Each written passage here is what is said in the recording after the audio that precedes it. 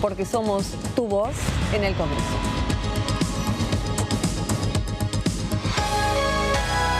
TTV, el periodismo del Congreso.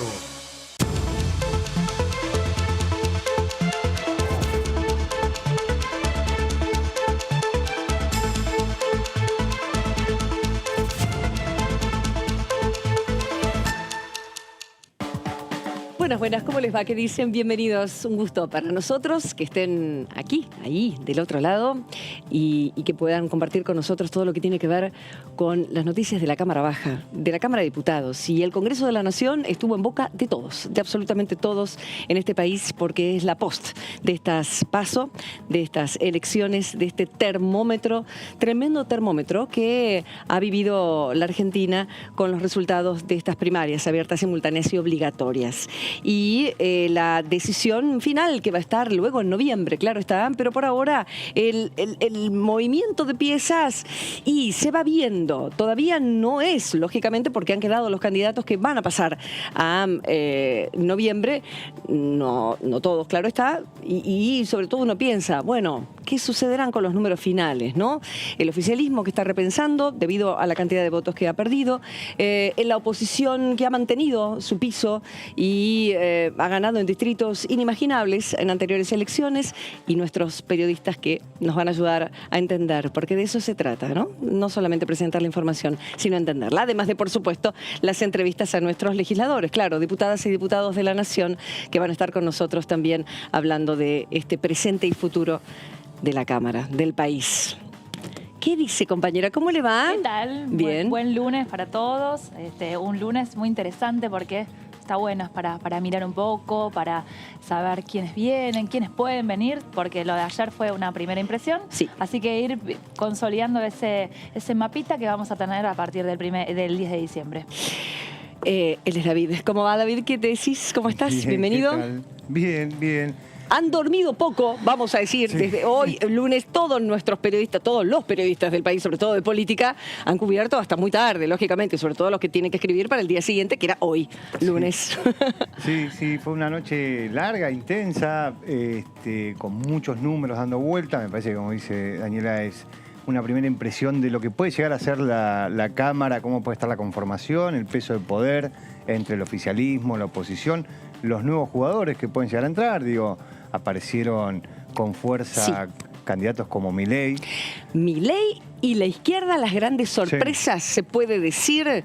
Sobre todo más bien para la izquierda la sorpresa, porque cada tanto parece una figura de libertario, como se autodenomina, pero de la derecha más intransigente, ¿no? En épocas pasadas, me acuerdo de Patti, de Rico, qué sé yo, de otras situaciones. Modín, de esas Del Modín, agrupaciones. tal cual. Figuras que suben y después, bueno, tienen su momento. Es llamativo que tanto la izquierda como la derecha, ejemplificada en los libertarios, hayan tenido una buena elección. En general, una deja fuera a la otra. En este caso, los dos tuvieron una buena elección, teniendo en cuenta también que los ejes centrales también sacaron sus conclusiones bastante importantes respecto del 10 de diciembre. Dani, ¿qué estuviste cubriendo ayer? Estuve con los libertarios ayer. Bien. Todo como muy intenso, mucho de todo era, pero bueno, empezó a llegar más gente, empezó a haber como mucho movimiento joven, claro, lo que tiene es pocas caras conocidas. Sí. Pero bueno, este número, por ejemplo... Pero gente como se ufana, no de la política tradicional, política partidaria.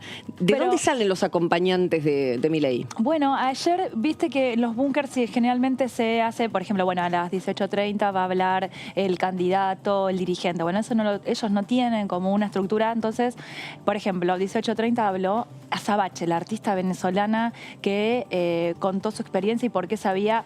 No está concretamente en el partido, pero por qué le da el apoyo. Después vino otro joven de Jujuy que había venido hace 10 años y decía que no recibía ayuda del Estado y que había conseguido trabajo. Bueno, entonces iba como mucha de gente que a partir de experiencias personales se iban sumando, iban trabajando por ese lado. Correcto. Pero bueno, con ese número, 1366 de los votos, de acuerdo a cómo puede ser la división si esto se mantiene en noviembre, estos son 2 diputados nacionales.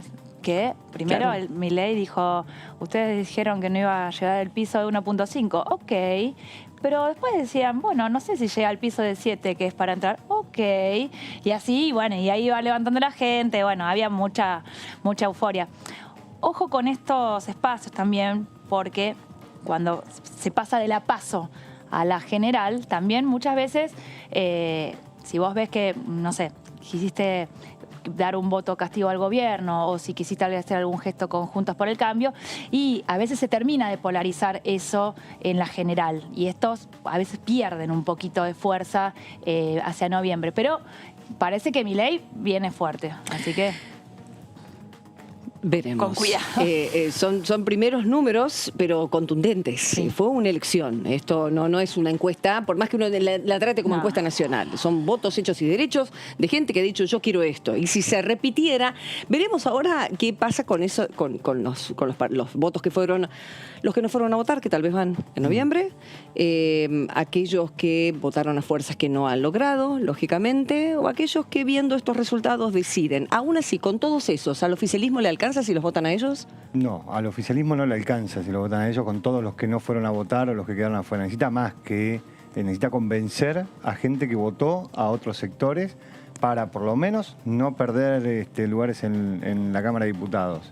Sí. Es la única, el único camino que le queda al oficialismo es salir a militar en el sentido de comunicar, de convencer a aquellos que en esta elección no solo no fueron a votar, sino que no los eligieron Sí. y que los vuelvan a elegir. Y en la provincia de Buenos Aires me parece que es el mejor ejemplo Sí. de la cantidad de votos que perdió el oficialismo respecto de la última elección.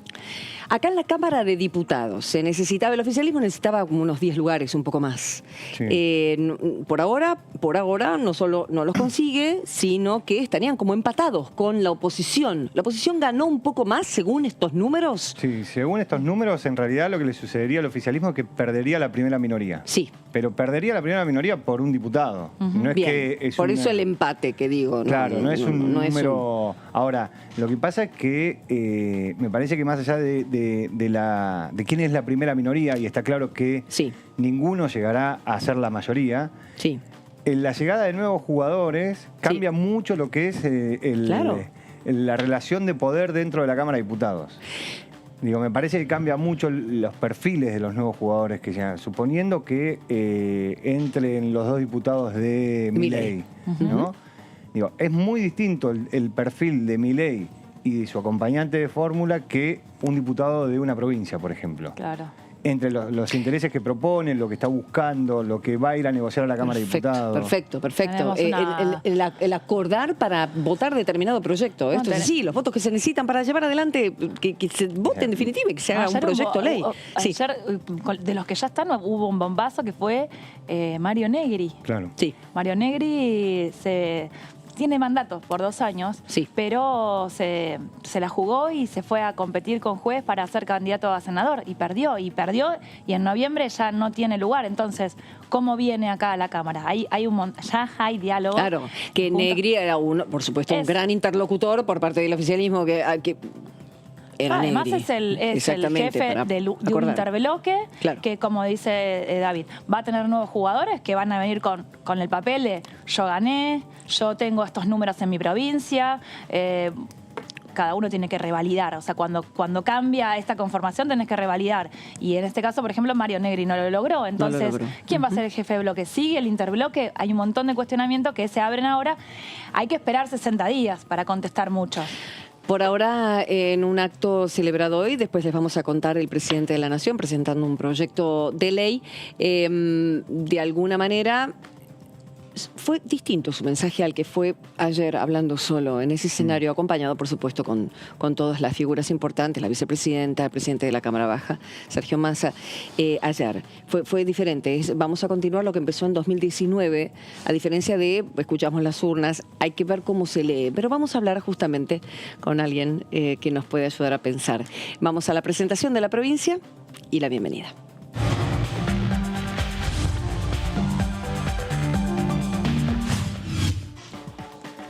Hola Claudia Bernaza, ¿cómo va? Te encontré leyendo, te encontré trabajando. ¿Cómo va? ¿Bien? Así es. Acá estamos, sí, por supuesto. Bien. Todo bien. ¿Estabas leyendo algo relacionado con trabajo, algo personal? No me meto, pero es simplemente para saber qué te está moviendo por estas horas, además de todo lo que vamos a hablar a continuación. La lectura, el análisis, los análisis múltiples que hay sobre lo de ayer. Me es muy placentero el día siguiente de cualquier elección, no solo de esta, leer lo que dicen los analistas políticos, las periodistas, mis compañeros y compañeras. La verdad que forma parte de nuestro trabajo, ¿no? Y Claudia, dentro de todo esto que está sucediendo, empezaron a leerse los números, a entender a los números, ¿no?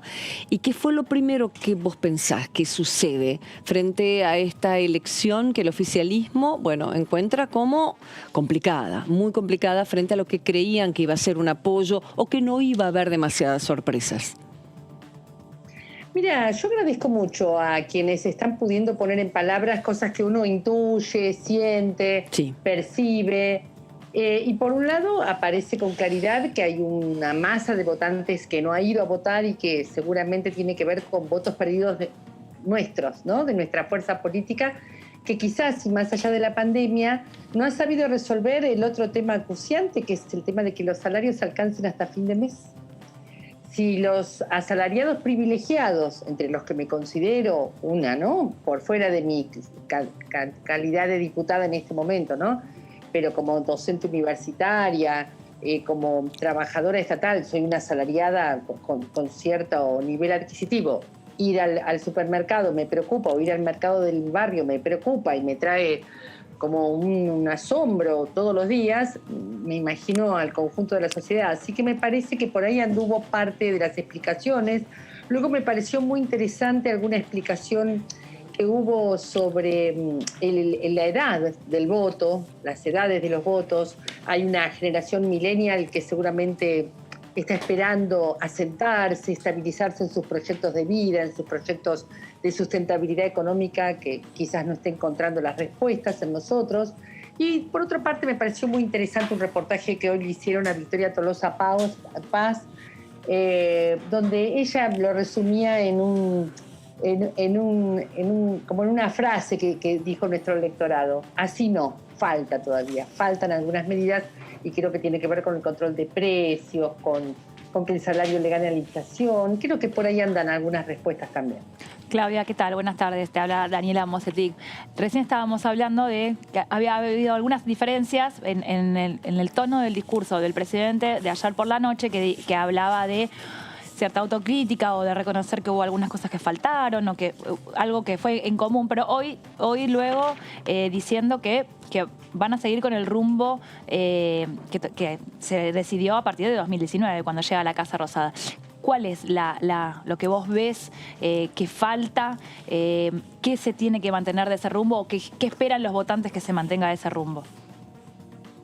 Es que yo comparto que el problema no es de rumbo, el problema es de gestión, es de control de precio, es el problema de cómo acordás con los formadores de precios. Para mí no hay un problema de rumbo, hay un problema de gestión de la economía doméstica. No estamos refiriéndonos al equilibrio fiscal y otras cuestiones que se están resolviendo con cierto éxito, lo mismo que la gestión de la pandemia. Me parece que hay una suerte de agenda de la economía doméstica que es la que hay que resolver. Por lo tanto, no me parece que sea un problema de rumbo. Claro. El rumbo considero que es el mismo que en el 2019. Lo que quizá la gente nos está diciendo es que este no es el día 100. Claro. Que aún en pandemia, de un gobierno popular, esperar que pueda gestionar bien esa economía doméstica, ¿no? Bien, David. Claudia, ¿cómo le va? Soy David Cayón. Respecto a esto que usted decía, hay sectores dentro del gobierno que obviamente opinan como usted, pero me cuesta comprender cómo se justifica el resultado, por ejemplo, en algunas provincias como La Pampa, que el peronismo ha pasado por momentos muchísimo más difíciles desde el punto de vista económico, el 2001, el 2002, y sin embargo lograron ganar, y en esta ocasión no fue así. ¿Cómo se explica eso? ¿Cómo se explica por ahí Santa Fe, Chubut? Santa Cruz. Santa Cruz, claro. Provincias que en general el peronismo en sus diferentes versiones, lograba imponer su discurso en las urnas, y en este caso pasó lo contrario. Mira, creo que ningún resultado electoral tiene una sola causa, siempre es multicausal el resultado, y por lo tanto creo que hay diferencias territoriales que habrá que preguntarle, consultarle a personas de esas provincias respecto de la historia de esa provincia, la situación de esa provincia, y ahí yo le escapo un poco a responder esa pregunta, porque respetaría lo que puedan decir las personas que se encuentran allí, que saben lo que pasa en el comportamiento, en la conducta, en las expectativas que tiene el electorado de su provincia.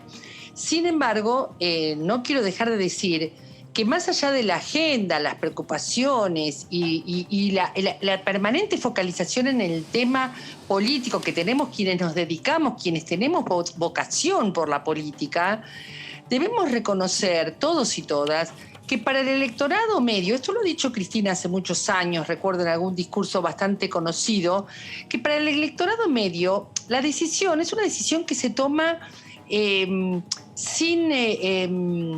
digamos, muy en la coyuntura y no desde un análisis de todos los factores, sino es una decisión que se toma en la coyuntura queriendo dar un mensaje en esa coyuntura, en este caso para mí, vuelvo a insistir, referido al económico, y que por lo tanto es un electorado lábil, cambiante, que en noviembre puede votar otra cosa. Y no lo digo despectivamente, lo digo como parte del enorme valor que tiene esta democracia popular, de donde cada persona vale un voto, y ese voto es absolutamente válido, pero es un voto que pasa de una fuerza política a otra sin tanta fidelización del voto. No sé si soy clara en lo que quiero comentar.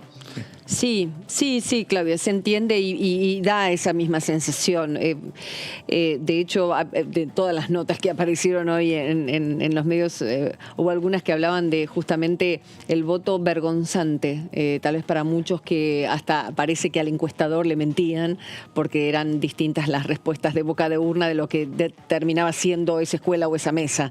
Pero hay algo acá, hoy lo escuchaba a Melconian, que decía el electorado, sobre todo el más vulnerable, ya no vota por lo que le den, de lo que pueda llegar a tener yendo a un acto o el subsidio, lo que fuera. Paga 18 pesos de colectivo, el resto se lo banca el Estado y aún así le vota en contra, decía Melconian.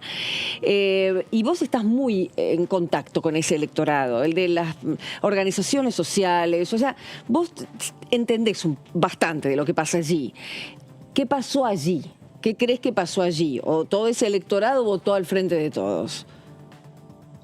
Por un lado, hubo un cuidado durante la pandemia que fue evidente. Tanto un cuidado en términos de gestión sanitaria de la pandemia, como en la gestión alimentaria, en la gestión del cuidado de las necesidades básicas. Pero eso se vive, por suerte, como un derecho. No como algo que alguien da, como una dádiva y que uno tiene que agradecer con el voto. Eso, para mí, me saco el sombrero frente al electorado argentino que no lo vive así. Eso es un derecho. Es el mínimo abrigo que uno le pide al Estado. Y eso estuvo. Ahora, seguramente hay un electorado juvenil en esas barriadas, que es por lo menos el que yo más conozco, un electorado juvenil, y me refiero también a un adulto joven, digamos, que está formando su familia y demás, que aún siendo un asalariado, precarizado o no le alcanza para llegar a fin de mes. Y va por esas respuestas. Bien. Va por esas respuestas. Ok, se entiende. Sí, chicos. Claudia, ahora tenemos bueno, siempre sucede cuando hay PASO y generales, ahora hay un bache de 60 días que ya vivimos una campaña que se hizo un poco larga, pero bueno, otra vez todas las fuerzas, otra vez vuelven a tomar envión y otra vez vamos hacia noviembre. ¿Qué expectativas tenés del trabajo acá en la Cámara de Diputados? Porque también lo cierto es que si el oficialismo tiene algún riesgo de que se perder algún número o que haya algún desequilibrio, va a querer sacar la mayor cantidad de proyectos. ¿Cómo vislumbrás estos 60 días de trabajo? Mirá, más allá de esta especulación que puede haber por los números en la Cámara, yo espero, quiero, deseo que sea un Congreso activo, que sea una Cámara de Diputados que vaya a sesión prontamente. Además, no nos olvidemos que en breve tenemos que tratar el presupuesto nacional, que va a ser una linda oportunidad para charlar estos temas. Así que yo espero un Congreso activo. Hablando de presupuesto, ¿qué novedades hay? Ya se viene el 15, ¿qué es? Pasado mañana. El miércoles. Y entonces, ¿vendrá el ministro, Claudia? ¿Qué se sabe? ¿Cómo va a entrar el presupuesto?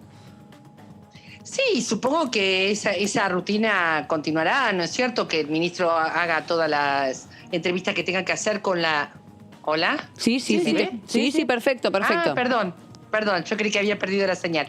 Que el ministro se reúna, seguramente se va a reunir con la Comisión de Presupuesto y Hacienda, contestará todas las preguntas, se darán las negociaciones clásicas de este periodo y bueno, lo antes posible es ir al recinto. Yo creo que va a ser una conversación muy rica, tanto a nivel de la comisión como a nivel de la sesión, porque en el presupuesto se dirimen cuestiones de economía doméstica, así que yo espero con muchas ganas ese momento. Sí, no tengo datos ciertos, pero estoy segura que como fue en el año anterior, el ministro va a estar dispuesto a venir a explicar, a explayarse sobre el proyecto de ley de presupuesto, ¿no? Respecto de esto, Claudia, del presupuesto y lo que usted decía antes, bueno, desde el presupuesto 2021 no tuvo fondos para, por ejemplo, la continuidad del IFE y usted decía, bueno, hay que ayudar a esta gente que aunque estén trabajando precarizados o no llegan a fin de mes y que entendieron que lo que en algún momento en el medio de la pandemia el Estado salió a ofrecer era un derecho, no era una dádiva ni mucho menos. En su posición y la posición del bloque, el presupuesto tiene que volver a contener ese tipo de ayudas o algún tipo de ayudas, este año no las tuvo, por eso le pregunto. Mira, lo que traté de decir no iba en dirección hacia ese tipo de refuerzos, digamos, como puede haber sido el IFE. Iba más hacia el control de precios. Si tiene una postura donde tiene que ser mucho más fuerte o tiene que ser mucho más amplia la política de control de precios que lleva adelante la Secretaría de Comercio Interior. Que los salarios le ganen a la inflación. Y eso necesita de políticas, de medidas, de la gestión, de medidas de gestión que son conocidas, que hay que ponerlas en juego. Y siempre vamos a decir esto, porque somos peronistas, que los salarios le ganen a la inflación. Ya lo ha dicho Cristina varias veces, en varios discursos. Creo que es por ahí, no tanto en estas medidas que son valiosas, como puede haber sido el IFE, sino más bien en ver qué pasa con los formadores de precios. ¿Eso significa que la inflación es culpa de las empresas, Claudia? No estoy diciendo otra vez, estamos ante procesos complejos, ante fenómenos muy complejos que son multicausales, pero los formadores de precios juegan un rol. Y casi que fíjate que ni los conocemos, a pesar de que son pocos en Argentina. Amplíame, a ver, en provincia de Buenos Aires, ¿estás viendo diferencias? ¿Te están llegando por parte de los vecinos, vecinas, no sé, denuncias que se les está yendo la mano? Cuando es así, ¿qué pasa? ¿Qué hace un legislador cuando eso sucede? No me llega en forma de denuncia. Denuncia, digo, de comentario por ahí, no denuncia formal. Denuncia de comentario. Sí, creo que el comentario está en la calle. Al mismo tiempo que en la calle también está el comentario de recibir las 2 vacunas, cuál te tocó a vos, cuál me tocó a mí, el tema de que los chicos se están reencontrando en las escuelas y es una celebración y no está viendo un tercer pico y hay un cuidado. O sea, me explico, porque la calle también es compleja en sus comentarios, no es todo negativo, todo positivo. Ahora, resulta evidente que todo aquello que se vive como derecho se ve a veces empañado por esto, que es el tema que todavía no le hemos encontrado una resolución. Sí. Obviamente que estamos en un contexto de pandemia, en un derrumbe de la economía mundial. Nadie está exento de esto. Los oficialismos se están perdiendo en toda la región. Es verdad. La verdad que el derrumbe económico es muy fuerte. Ahora, yendo al sentido común, más de la calle, uno diría, bueno, pero vos sos el que gobierna, encontrarle el agujero a este mate. Exacto. Claudia, en las últimas horas, de los sectores sociales o por ahí, lo más popular, empezó a hablarse de queremos el aumento de salario, paguemos menos deuda. ¿Por qué? Si bien es una bandera del kirchnerismo, del oficialismo, de este desendeudamiento, no es tangible en las urnas tampoco. No sé si vos compartís esto. Ya sé que hace al funcionamiento de la economía, pero para el votante tampoco es tangible el desendeudamiento, por ejemplo. Claro. A ver, es tangible en términos de que no ha habido estallido social. Claro. En meses muy problemáticos como es diciembre no ha habido estallido social. La calle no es un permanente estallido o expresión de estallidos. Digo, hay una cierta normalidad que es, la verdad, muy para celebrar en el contexto de pandemia. Claro. Ahora, vuelvo a lo mismo. Ahora quiero, además, que mi situación como trabajador sea remunerada de tal manera que yo llegue a fin de mes. Claro. Que pueda sostener a mi familia. Digo esto y también digo que hay un voto joven con cierto desánimo. Hay otras ofertas en el panorama electoral que le llamaron más la atención. Digo, para no simplificar tanto y que parezca que yo le encuentro una sola razón a este fenómeno, ¿no? Vos sabés que hoy también escuchaba la cuestión que tal vez la situación del cierre de escuelas durante tanto tiempo produjo una situación de desbalance interno en las familias que se notó y mucho. Más allá de que todavía, y también lo escuchaba hoy por parte de unos maestros que dicen, es el día de hoy que si los alumnos no están todos vacunados, bueno, extremos hay y necesidades hay por parte de todos, por supuesto, y todavía está la pandemia con nosotros, aunque las noticias son cada vez más alentadoras. Pero ya sabemos lo que ocurre, ¿no? Que de repente en un momento a otro todo cambia. ¿Vos creés que eso fue un punto también en que el voto estuviera no dirigido a ustedes en la cuestión, por la cuestión escuelas? No tengo esa percepción. Bien. No tengo esa percepción. Creo que los maestros y las maestras estuvieron a la altura de la circunstancia, que acompañaron el momento más difícil, que las familias comprendieron su nuevo rol en pandemia, y también comparto que los reencuentros están siendo muy celebrados, que se están apurando los procesos de aprendizaje para ganar el tiempo perdido. Y no estoy hablando de Ciudad de Buenos Aires, yo estoy hablando al menos en mi provincia de Buenos Aires, donde silenciosamente se regresó a las escuelas. Estuvieron presentes las organizaciones comunitarias, esto lo he hablado muchas veces con ustedes, generando también y apoyando procesos de aprendizaje, y eso sucedió durante todo el periodo de aislamiento. Claudia. Con lo cual, para mí no es un factor que haya incidido tanto, sobre todo teniendo en cuenta el éxito de la gestión de la pandemia. Entonces, yo no lo asociaría. Bien.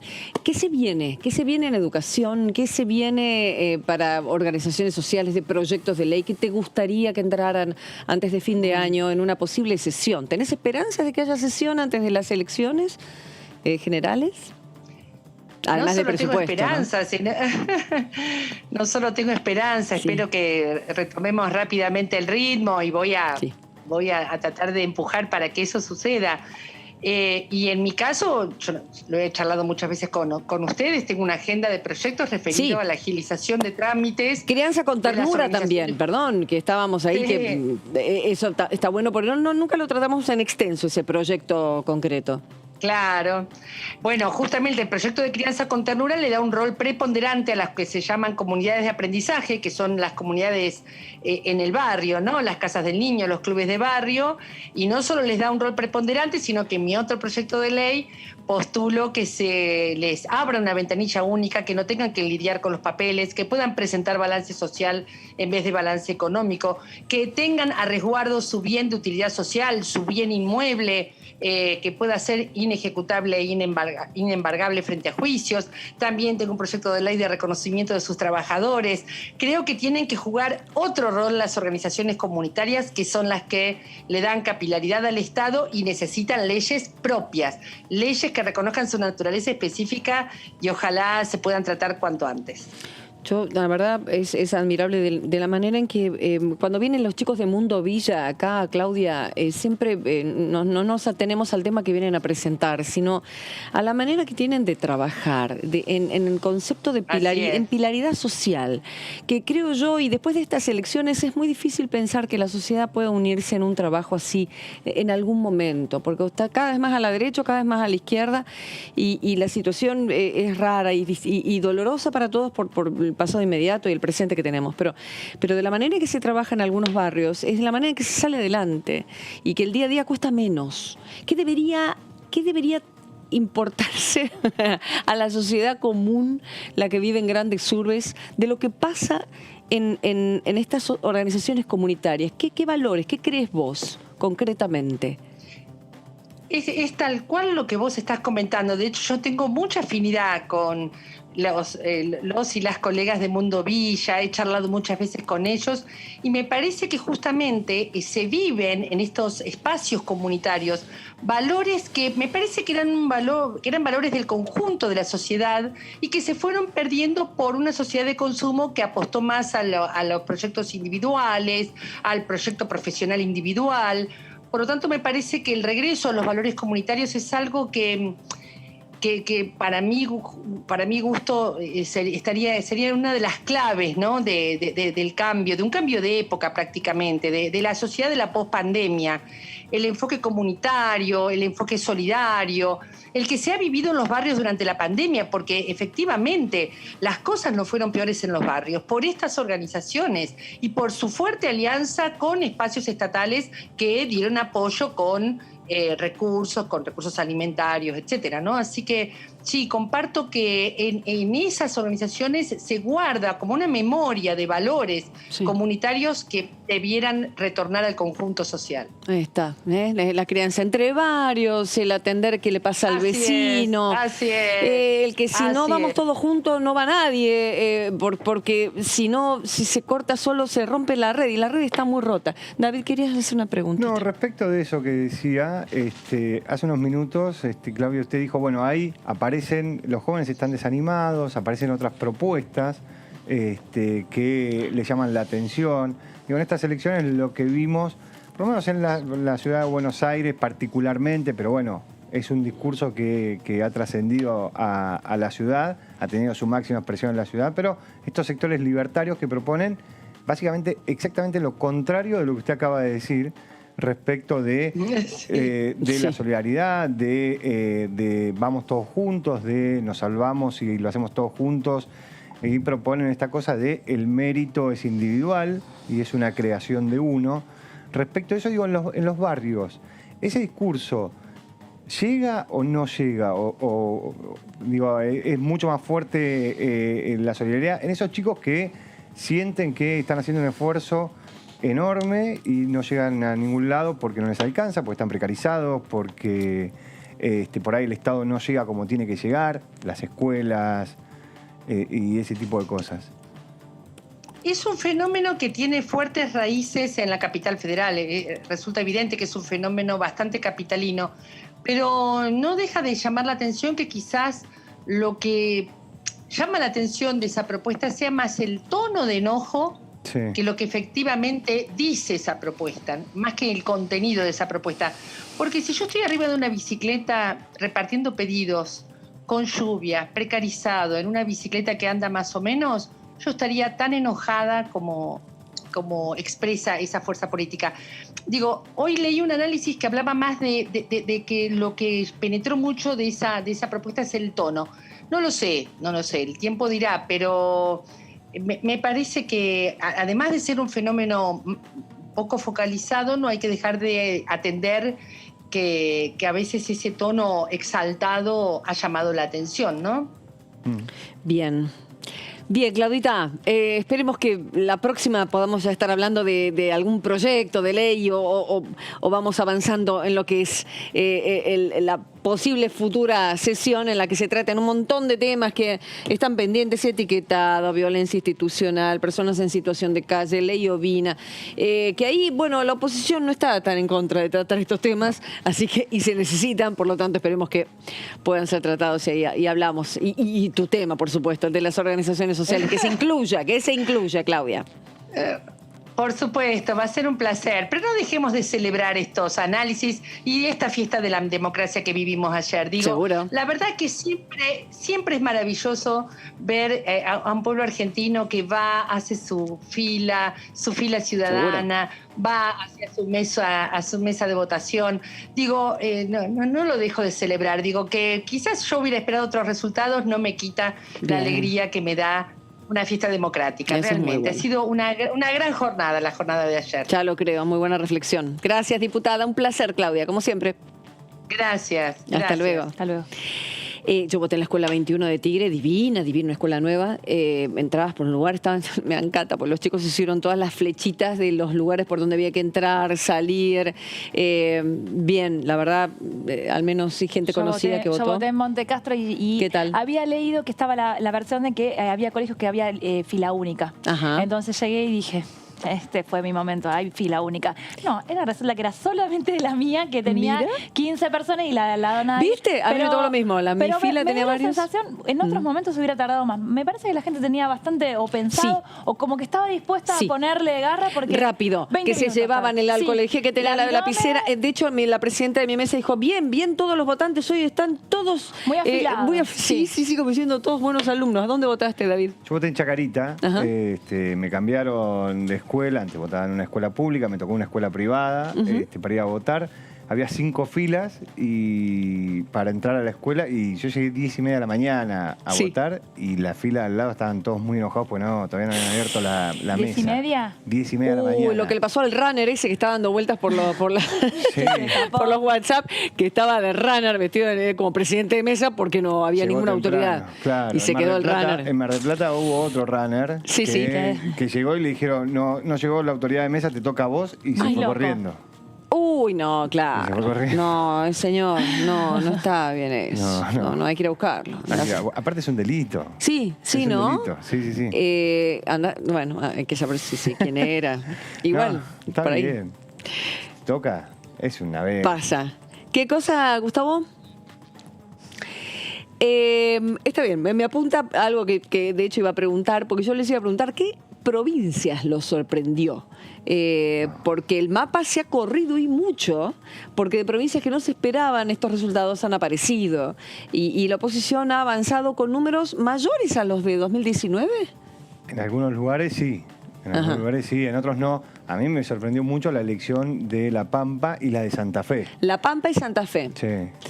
Perfecto. Recuérdame. La Pampa, el oficialismo pierde, y en Santa Fe a mí lo que me llama la atención es la interna de Juntos por el Cambio. ¿Quién ganó? ¿Quién ganó? O sea, en general las internas de Juntos por el Cambio, las autoridades de Juntos por el Cambio, Mauricio Macri, Patricia Bullrich, Horacio Rodríguez Larreta, dividían su apoyo dentro de las internas. En el caso de Santa Fe, que Juntos por el Cambio tenía 4 listas, toda la cúpula nacional del PRO apoyó una lista en particular. Claro.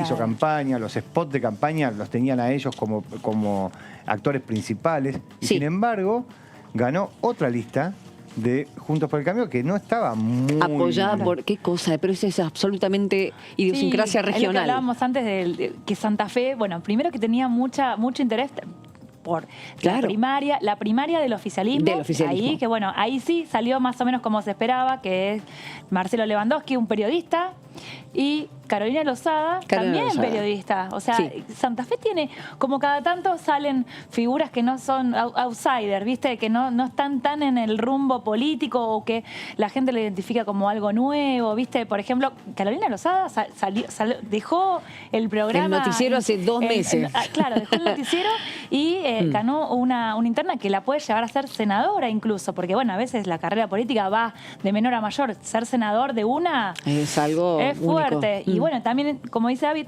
obliga a repensar la lista que quedó en tercer lugar, que es la de Federico Angelini, un diputado que aspiraba a convertirse en senador, también obliga a repensar, bueno, fuimos tan a fondo con este apoyo, podríamos haber mirado. De hecho, Carolina Lozada se quejó. Se quejó por Macri. ¿Por qué, por qué aunque sea? O que nos dejen jugar a todos. Como el neuquino que sacamos el otro día también. Angelini Que se es el quejó. vicepresidente del PRO. Claro. No es que es una figura que anda por ahí, no, es el vicepresidente del PRO, es un diputado, tiene su carrera política, tiene su carrera dentro de la provincia. Claro. Sin embargo, el radicalismo del norte de la provincia, porque en la provincia de Santa Fe, el radicalismo medio que se divide entre los del norte de la provincia y los del sur de la provincia. Bueno, el radicalismo del norte de Santa Fe fue mucho más fuerte en la interna y apoyó a Carolina Lozada y la llevó a ganar esa interna que fue insospechada. Pero aparte había otra lista, que era la que apoyaba otra parte del radicalismo, que fue Martín Lustó a hacer campaña a Santa Fe. Que el exministro de Seguridad. El exministro de Seguridad. Yo no sé, ustedes sabrán que son los especialistas, pero en algunas provincias no importa quién esté apoyando a quién, importa la imagen que tenga esa persona dentro de la provincia. Es que no es tan tangible, porque ¿Cómo lo es? También, en el caso de Córdoba sí, por ahí a veces se pensaba que donde Macri por ahí ponía la mira, bueno, Macri ha tenido muy buenas performances en Córdoba, pero tampoco. Entonces a veces no es tan tangible, sino creo que tiene que ver con cómo se ve esa figura en esa realidad provincial. Muchas veces se hace un recorte. Se hace un recorte de lo que es lo nacional, que por ahí viene circunstancialmente a apoyar, pero yo te apoyo a vos, que acá en la provincia yo te conozco, por ahí fuiste mi intendente, por ahí tuviste una gestión provincial que me gustó. Claro, entonces, exactamente. No es no hay tanta correlación. Vimos que no hay correlación en un montón de cosas. Sí. Que no funcionaron de acuerdo a lo que se esperaba. A mí me sorprendió la provincia de Buenos Aires, por supuesto que sorprendió. Claro. Me dio la sensación que la decisión de desdoblar la lista de Juntos por el Cambio sumó, porque por ahí Santilli era un candidato muy identificado con el PRO, con la Ciudad de Buenos Aires, que Manes le dio una variante al bonaerense.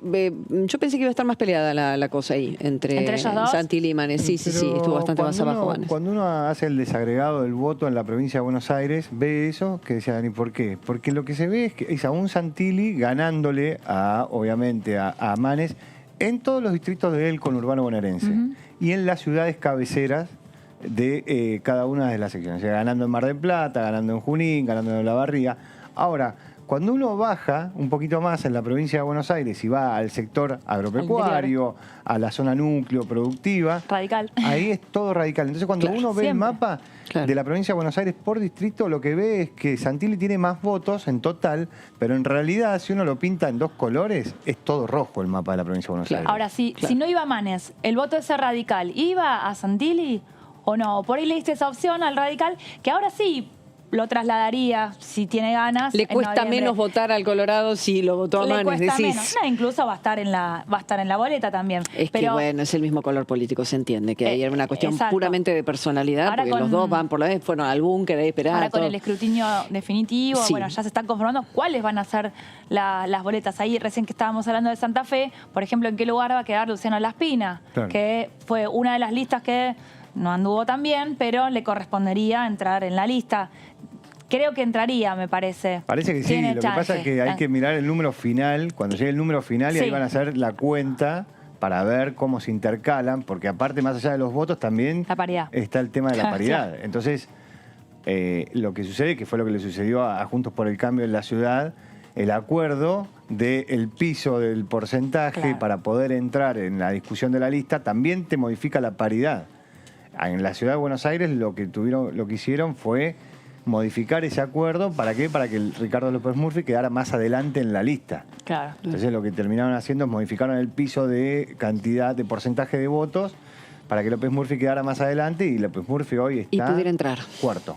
¿no? Claro. Si no me equivoco, estaría cuarto. Claro. En lugar de Fernando Iglesias. Y con estos números mujer, entraría. Así que le quedaría. ¿Cómo? Y con estos números entraría.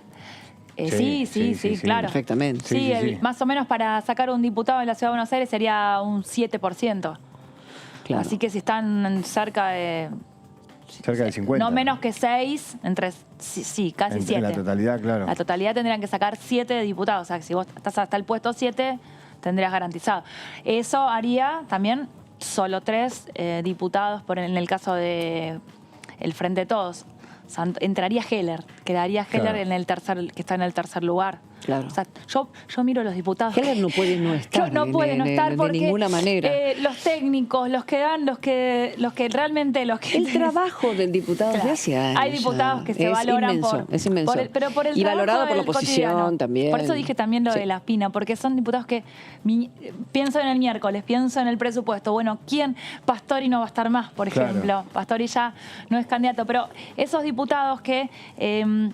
los vinculamos con ciertos temas. Bueno, ahora viene vamos a hablar de tal cosa. Bueno, tenemos acá Zareto, vamos a hablar de jubilaciones, acá bueno, un montón de legisladores que, y que entre vamos ellos a descubrir hablan, nuevos, ¿no? Y que entre ellos hablan el mismo idioma, porque Sí. en el caso de, por ejemplo, cuando se habla del presupuesto, digo, más allá de los diputados de las provincias, las representaciones de lo que busca cada uno para su distrito, hay una discusión más macro que a veces escapa el conocimiento de la media de los diputados, entonces hace falta que tengas diputados que conozcan el tema. Otra situación similar puede ser un tema de salud, puede ser un tema de vivienda, pero necesitas ciertos diputados que tengan expertise en esos temas en particular para que puedan hablar entre ellos y puedan bajarle al resto de sus Bueno, ahora que colegas. decís eso, Pablo Yedlin es Claro. uno de los que me parece que lo perdemos porque, Sí, se va a Senado. Porque le fue bien en la primaria del Frente de Todos, así que sería el primer candidato a senador por Tucumán, así que saltaría. Pero bueno, también esos perfiles que se valoran desde lo técnico o desde las ganas de explicar o de las ganas de charlar con los periodistas y hacer todo un poco más sencillo.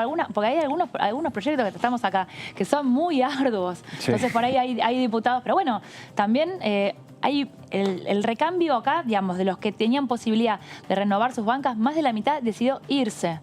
Cerca del 60% de los diputados, no porque haya perdido, sino porque decidió no ser candidato o no los incluyeron en las listas. Así que va a haber un recambio de caras muy importante que va a obligar a buscar nuevos referentes también. Incluso, no solo referentes de algunos temas, sino jefes de bloque que pueden cambiar. Claro. Otras Cambia configuraciones. y mucho la conformación. Vamos, señores, a una nueva entrevista. Vamos a presentar el distrito y nuestra candidata. Adelante. Hoy, Natalia Zarapura, coordinadora general del Consejo de Organizaciones Aborígenes de Jujuy, vicepresidenta primera del Fondo para el Desarrollo de los Pueblos Indígenas de América Latina y el Caribe, ministra de Desarrollo Humano de la provincia de Jujuy, candidata a diputada de la Nación por el Frente Cambia Jujuy.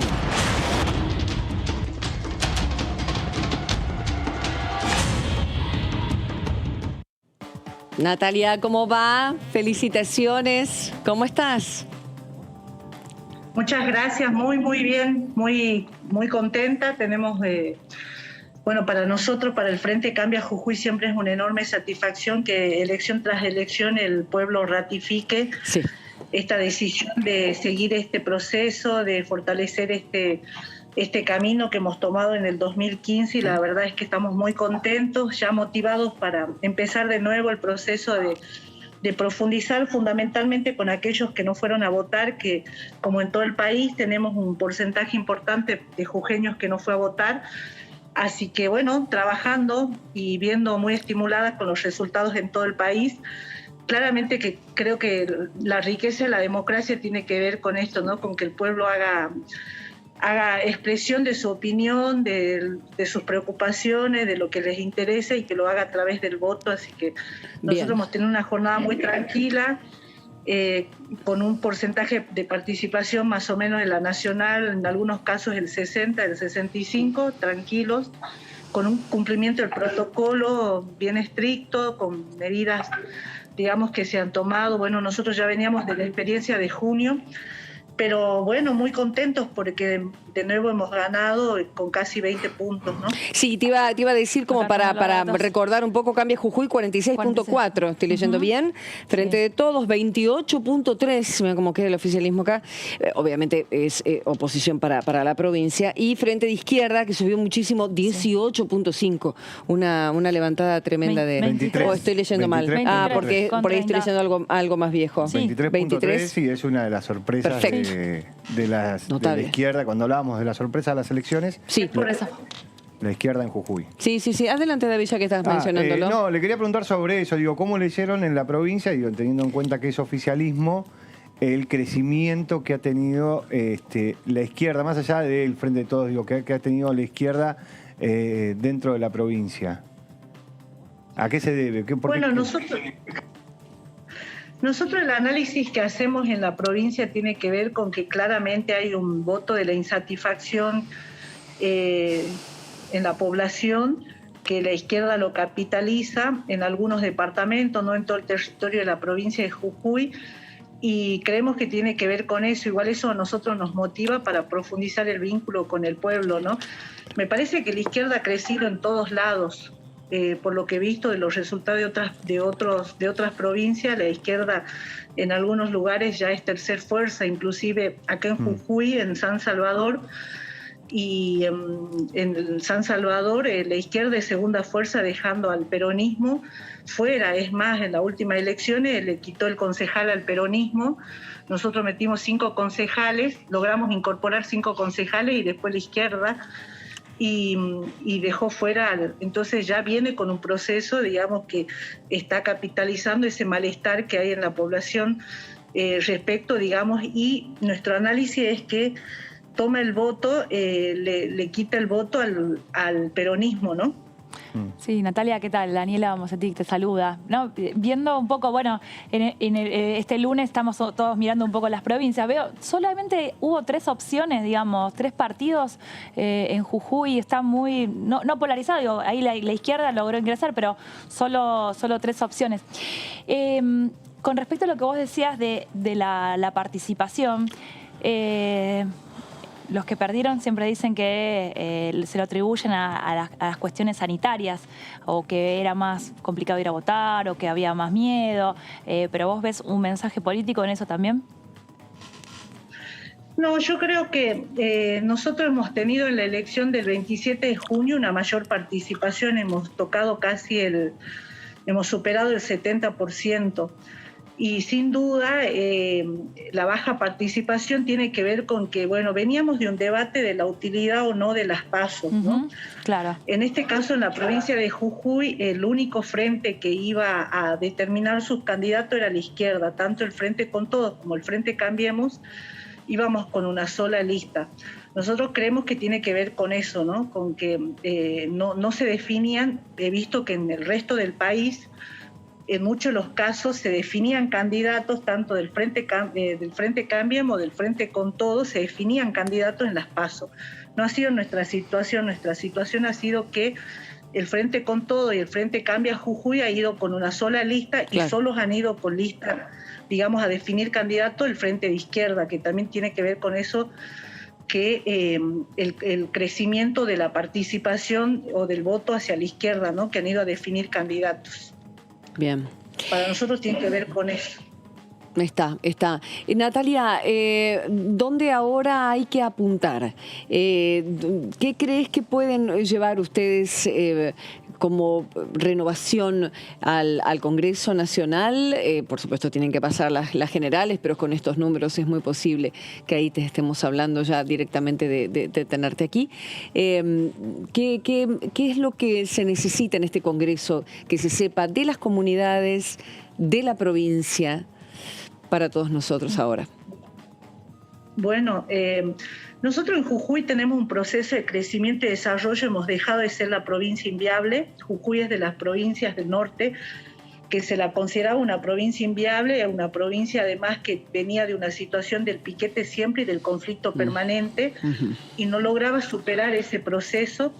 Nosotros hemos construido un proceso de desarrollo que tiene una mirada de poner en cada región de la provincia un proyecto. Es así que en la Puna de Altura hemos puesto Cauchari, hemos generado un proceso de un proyecto de generación de energía alternativa solar, que no solo cambia la matriz productiva, sino que también va hacia la línea de cambiar la matriz energética, porque se complementan con pueblos solares en la provincia de Jujuy, que además de vender energía y de generar ingresos para potenciar la educación en la provincia de Jujuy, porque vamos a construir 258 nuevas escuelas, de las cuales ya 60 escuelas están iniciado su proceso de construcción, sino también que hace un aporte a un desarrollo sostenible. Creo que la humanidad, el mundo está mirando cómo generamos ingresos, cómo generamos movilidad económica, y además lo hacemos de una forma respetuosa, amigable con la naturaleza.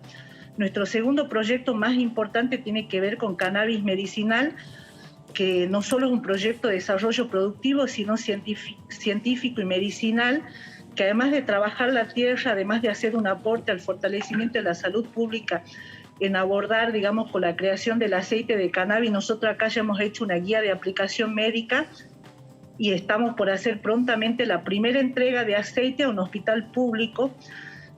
Es un proyecto, digamos, que viene a esta transformación de la matriz productiva y es en la región de Los Pericos. Natalia, el hecho de no tener... Te hago una... Perdón, te interrumpo sí, porque tenemos que ir a una pausa ahora, pero necesitamos que continúes y por eso hice ahí la pausa en cannabis, porque me vas a seguir mencionando otros temas importantes y la repregunta sobre eso. ¿Nos aguardás un ratito? Vamos a la pausa y volvemos enseguida. Gracias, candidata, muy amable. Volvemos, dale.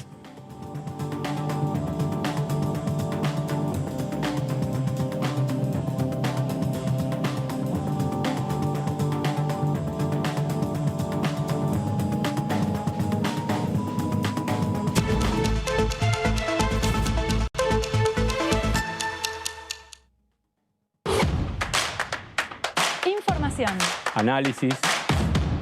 Diálogo. Consenso. Innovación. Economía. Ambiente. Tecnología. Federalismo. Pluralidad. Oficialismo. Oposición. Todo lo que sucede en el Congreso. Te lo contamos nosotros. Porque somos tu voz en el Congreso. DTV, el periodismo en el Congreso. Empecé a tocar el violín a los 6 años acompañando a mis hermanos a sus clases de música. Cuando mis papás me escuchan tocar, siempre dicen que para ellos es magia. Pero yo sé que la magia no existe y que si yo puedo perseguir mis sueños es gracias a su esfuerzo. Nunca tuvimos mucha plata en casa y la asignación universal por hijo es una ayuda muy importante para nuestra educación. Me llamo Dylan y estoy estudiando para ser violinista. Asignación universal por hijo, igualando oportunidades. ANSES. Reconstrucción Argentina. Argentina Presidencia.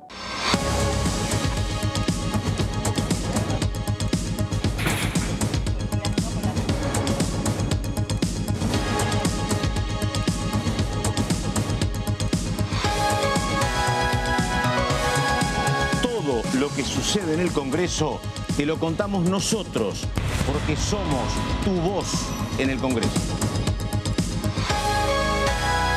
DTV, el periodismo del Congreso. ¿Qué diferencia hay entre la Cámara de Diputados y la Cámara de Senadores? La Cámara de Diputados representa al pueblo de la nación argentina. Esto significa que las provincias más grandes y con mayor cantidad de habitantes tienen muchos más diputados que las provincias más pequeñas. La manera de establecer las cantidades es proporcional. La Cámara de Senadores representa a las provincias. Cada provincia envía 3 senadores al Congreso Nacional. El total de senadores es 72, dado que las provincias argentinas son 24. Este es un número fijo. Por ejemplo, la provincia de Buenos Aires cuenta con 70 diputados nacionales y la provincia de Tierra del Fuego con 5. Pero tanto la provincia de Buenos Aires como la de Tierra del Fuego cuentan con 3 representantes cada una en el Senado de la Nación. Cada 2 años, el Congreso Nacional renueva la mitad de sus diputados y 1/3 de sus senadores nacionales. El mandato de los senadores es de 6 años, mientras que el de los diputados es más breve, dura solamente 4 años.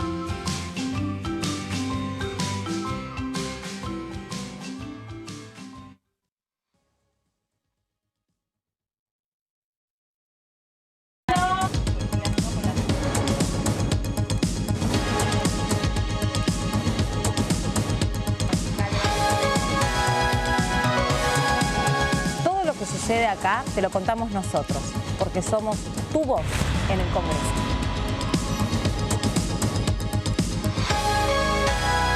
DTV, el periodismo del Congreso.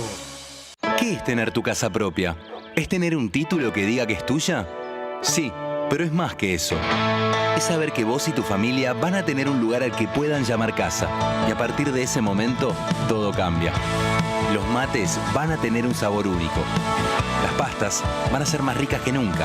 Y las noches en familia, más divertidas. Por eso lanzamos Casa Propia, un plan nacional de vivienda para que cada argentino y argentina pueda tener su casa. Conoce más en argentina.gov.ar/Casa Propia. Casa Propia es construir futuro. Reconstrucción Argentina. Ministerio de Desarrollo Territorial y Hábitat. Argentina Presidencia. Información. Análisis. Diálogo. Consenso. Innovación. Economía. Ambiente. Tecnología. Federalismo. Pluralidad. Oficialismo. Oposición. Todo lo que sucede en el Congreso Te lo contamos nosotros. Porque somos tu voz en el Congreso. DTV, el periodismo en el Congreso. Estamos vacunando. Cuidémonos más que nunca. Para evitar que la enfermedad se propague, es importante que utilices correctamente el barbijo cuando te encontrás con otras personas. Chequea que tenga 2 o 3 capas de tela. Úsalo siempre y cubriendo el mentón, la boca y la nariz. Recordá que los barbijos con válvulas y las máscaras no impiden la transmisión de COVID-19. Sigamos practicando la cuidadanía. Ministerio de Salud. Argentina Presidencia. Hola. Hola.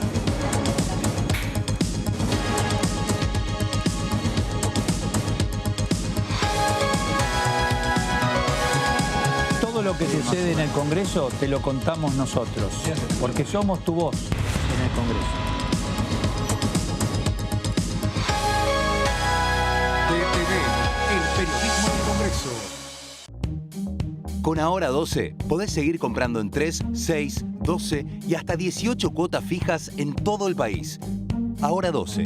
Para más información, ingresá en argentina.gov.ar/ahora-12. Reconstrucción Argentina. Argentina Presidencia.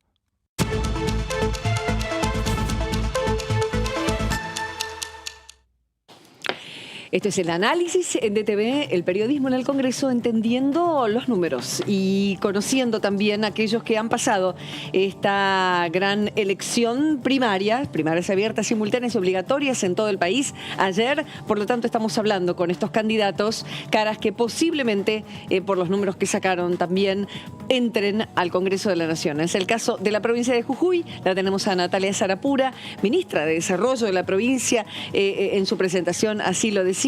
¿Estás en funciones, Natalia, ahora o te has pedido licencia? No, estoy en funciones. Bien, bien. Estoy en funciones. A diferencia por ahí de otros candidatos que, como funcionarios en cada una de sus provincias o funcionarios nacionales, se han pedido el tiempo para hacer campaña. Bueno, no debió haber sido nada fácil, entiendo, porque además, ministra de Desarrollo en Jujuy, entiendo que el trabajo es mucho e intenso. Sí, en realidad yo tengo una dinámica permanente, un ritmo alto de trabajo y nosotros siempre decimos que la mejor, lo que nosotros siempre presentamos al pueblo a la hora de, en cada acto eleccionario, es nuestra gestión. Y en nuestro caso, escuchaba recién la propaganda y dice, tu voz en el Congreso. Ay, te quedaste ahí congelada, Nati. Nuestro eslogan es ser tu voz en... No sé si es una casualidad. Espera, rebobinemos porque te quedaste congelada ahí, Natalia. Decías que el eslogan nuestro era el de ustedes también.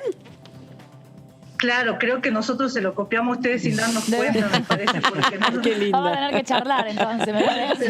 De copyright. Me acabo de dar cuenta cuando escuchaba las propagandas y porque nosotros decimos queremos ser tu voz en el Congreso. No, nosotros plebiscitamos siempre en cada acto eleccionario, lo que hacemos es poner en valor la gestión que estamos haciendo. Nosotros decimos que nuestra mejor si se quiere, propaganda es lo que hacemos día a día y el proceso de transformación que estamos haciendo en la provincia. Yo les contaba antes del corte que nosotros estamos haciendo un cambio de la matriz productiva. Jujuy siempre era una provincia, en la década del 70, capital nacional de la minería, y después una provincia prioritariamente tabacalera, ¿no? Y la tercera fuente laboral siempre fue, los empleos públicos. Entonces nosotros lo que venimos a decir cuando empezamos las gestiones era que nuestro primer pilar era recuperar la paz y a través de la paz poder generar un proceso de garantía del proceso de desarrollo, porque, bueno, nosotros estábamos en un Jujuy que tenía calles tomadas permanentemente, puentes cortados y vivíamos con permanente dificultad. Y de recuperar la paz y de poder recuperar la posibilidad de transitar, imagínate que teníamos que negociar para que pase una ambulancia, o el turismo era inviable por una vocación que había de el piquete siempre. Y en ese sentido recuperamos la paz, iniciamos un proceso de transformación generando cauchari, que genera energía, genera ingresos, generó empleo y además ahora da ganancias para la construcción de escuelas. Cannabis medicinal, que un proceso, digamos, es un proyecto socioproductivo, pero también de desarrollo científico y medicinal. Potenciamos el turismo como una política pública para la región de La Quebrada y para la región de La Puna de Yavi. Tenemos la creación de 2 zonas francas, que una ya se empezó a construir en Perico y la otra está en la frontera de Jujuy, en La Quiaca. O sea que hemos pensado un proyecto de desarrollo en cada región de Jujuy. Y una de las cosas que queremos poner en debate en la Argentina, nosotros sentimos que estamos en uno de los momentos de la Argentina más desigual y más, por decirlo así, centralista. Realmente esta etapa del kirchnerismo lo que ha hecho es priorizar su base electoral, que es el conurbano bonaerense, y ha tenido un abandono del interior profundo. Y en particular creemos que el crecimiento de la Argentina se tiene que dar desde el potencial las economías regionales, y creemos que nosotros somos un modelo de ese proceso, generando un crecimiento de desarrollo en cada región de Jujuy, así en los valles, así en La Quebrada, así en La Puna, así en los Pericos. Y creemos que ahí podemos ir a generar tanto cauchari como cannabis somos innovadores y podemos ir a generar ese debate de un verdadero federalismo. También nos parece que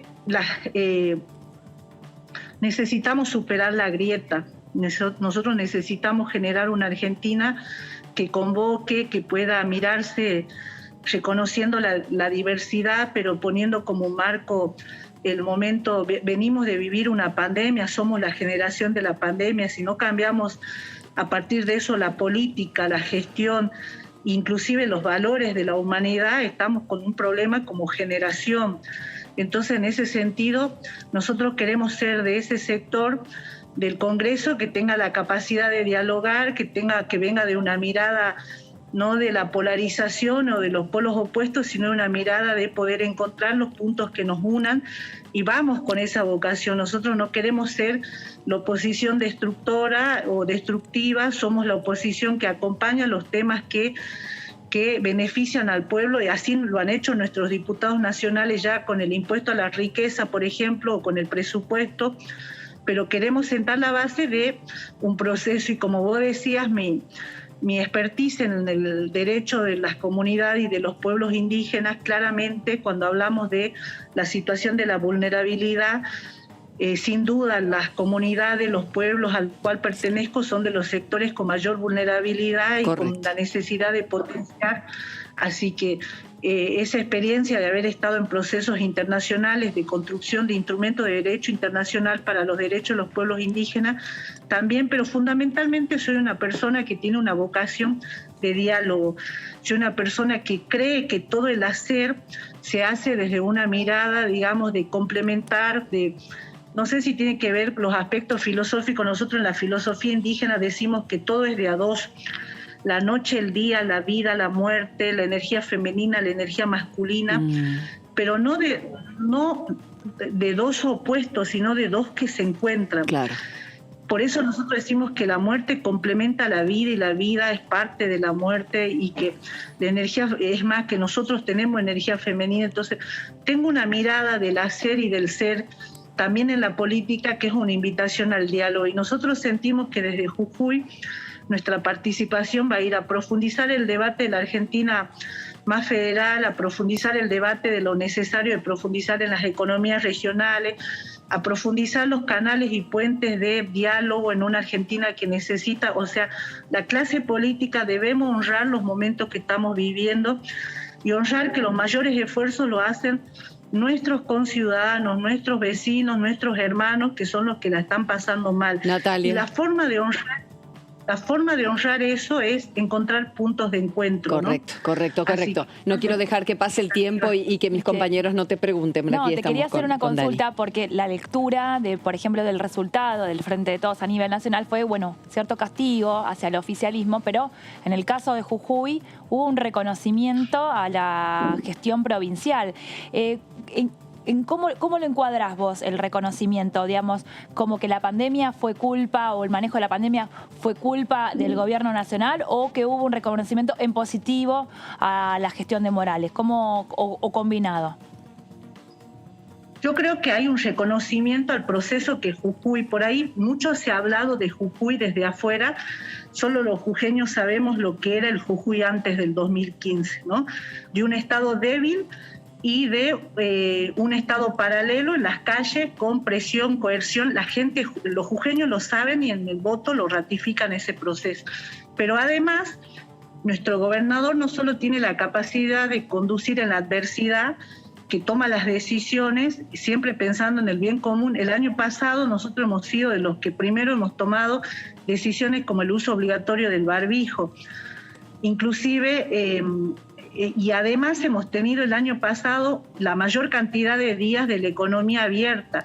Es más, este año, sin ir más lejos, somos el gobierno que nunca ha cerrado la economía, porque sabemos, nosotros tenemos una economía informal alta, y sabemos lo que significa para un vendedor ambulante, un albañil, un jardinero, y creo que la gente reconoce. Pero además de eso, somos de la clase política y los funcionarios que hemos estado al lado del pueblo. O sea, no es que hemos mandado los equipos a rastrillar. El ministro de Salud, que es mi compañero, digamos, en la lista, es el que ha estado ahí. No es que hemos mandado los equipos y los trabajadores. Nosotros, desde el gobernador para abajo, todos y cada uno de nosotros hemos estado al lado del pueblo pidiéndole primero fuerza, que no bajen los brazos, que garanticen el aislamiento. Y hemos estado ahí aún arriesgándonos, o sea, ninguno de nosotros hemos visto la pandemia por televisión, que creo que eso le ha pasado, digamos, a los otros frentes, que ellos eran a veces críticos, ¿no? Pero estaban en su casa y miraban lo que pasaban por la televisión o por Zoom. Nosotros hemos estado, y la gente reconoce, digamos, que hemos hecho un gran esfuerzo y creo que tiene que ver con esas dos situaciones que son... Por un lado, el reconocimiento al proceso que vivimos Jujuy, al camino de desarrollo y de transformación de la provincia, y por otro lado, al manejo de la pandemia. También este año hemos sido los primeros en poner las escuelas en funcionamiento. Bien. Porque nosotros en el verano hemos empezado con algo que se llama Escuela de Verano y ahí hemos recibido muchos mensajes de la niñez y de la juventud, de la importancia de la escuela como un espacio de contención social, ¿no?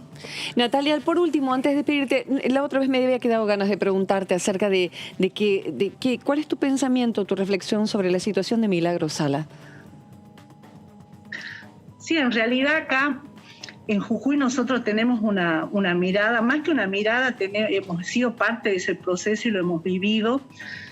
Creo que en Buenos Aires hay una percepción distinta porque no han vivido lo que nosotros hemos vivido y hay una información que distorsiona de la realidad, ¿no? En Jujuy, acá vos venís a Jujuy, te tomás un taxi, le preguntas al taxista y claramente, es más, lo que la gente nos dice en la calle es que nosotros no hipotequemos el proceso de Jujuy, que no cedamos en que digamos, tengamos la libertad que tenemos y socialmente en Jujuy, digamos, hay un acompañamiento a que desde el 2015 lo que se ha hecho es recuperar un estado fuerte, ¿no? No me contestaste mucho acerca de exactamente qué era tu reflexión, pero ya no tengo más tiempo. La próxima por ahí intentamos un poco más. Igual lo importante que son los proyectos de ley, esta Jujuy distinta de diversificar la matriz energética. Y la próxima también te quisiera preguntar acerca de estos pueblos solares, que me interesa de qué manera eso se puede, copiar o llevar al resto del país en lugares donde esta energía se necesita y mucho, porque siempre me ponen como peros la cuestión del traslado de energía y bueno, quiero saber cómo lo han resuelto en la provincia. Para la próxima, Natalia, y tantos temas para conversar. Sí, sin duda, por ahí yo no entendí el sentido, pero en síntesis, digamos, para nosotros, para algún sector de Buenos Aires, Milagro Sala es una presa política, para nosotros no. Para nosotros una persona que está cumpliendo una condena por los hechos que ha cometido, sin duda, ¿no? Correcto. Y si esa es la pregunta, sí. Pero fundamentalmente nosotros creemos que en Jujuy hay un proceso que tiene que ver con el empoderamiento de las potencialidades de Jujuy, y eso estaría muy bueno poder compartirlo, como inclusive la política pública que nosotros tenemos para los distintos sectores. Pensar que en Cauchari las comunidades tienen el 2% de las ganancias también está bueno compartirlo, así que siempre hay una vocación de poder generar y de compartir eso, así que muchas gracias por la invitación, por ser la voz en el Congreso también, así que gracias. Un placer, gracias Natalia, gracias ministra, un gusto, nos vemos, hasta luego. Bueno, ahí estaba Natalia Sarapura, candidata, gana con los votos. Habla de energía, si a Karin le gusta, le interesa, me encanta, porque yo quiero saber cómo se resuelve ese tema, sobre todo porque el gobierno acaba de mandar el proyecto de hidrocarburos. Exacto. A ver, donde en pocos años más ya los autos van a ser todos eléctricos en Europa y nosotros tenemos un litio enorme. El parque Cauchari, métanse en internet, fíjense, es algo asombroso realmente el trabajo que hicieron allí los ingenieros y gente de la zona para construir ese parque solar inmenso que está dando energía a la región y a otras regiones también. David, se viene presupuesto. Se viene el presupuesto, sí. A ver, la fecha que marca la ley dice que esta semana debería entrar el presupuesto, pero no necesariamente sucede de esa manera. Hay una prórroga que se puede gestionar, con lo cual las posibilidades de que entre este miércoles no son tan certeras como en otro momento, más teniendo en cuenta los resultados de las elecciones y si hay que modificar o no hay que modificar alguna partida. Pero hay algunos datos dando vuelta de lo que puede llegar a ser algunos de los números más duros del presupuesto para el año que viene. Sí.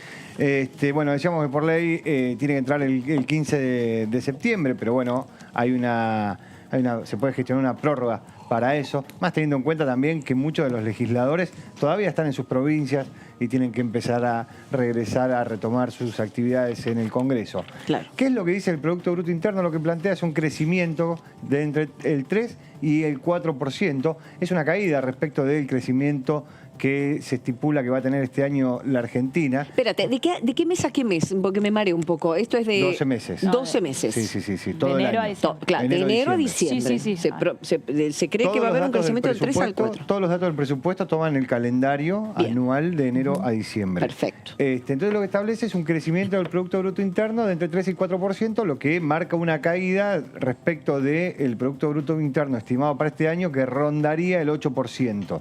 ¿Sí? Bueno, marca una caída dentro de dentro de un crecimiento. No hay que olvidarse que el 2020, con la pandemia, el PBI de la Argentina cayó un 10%.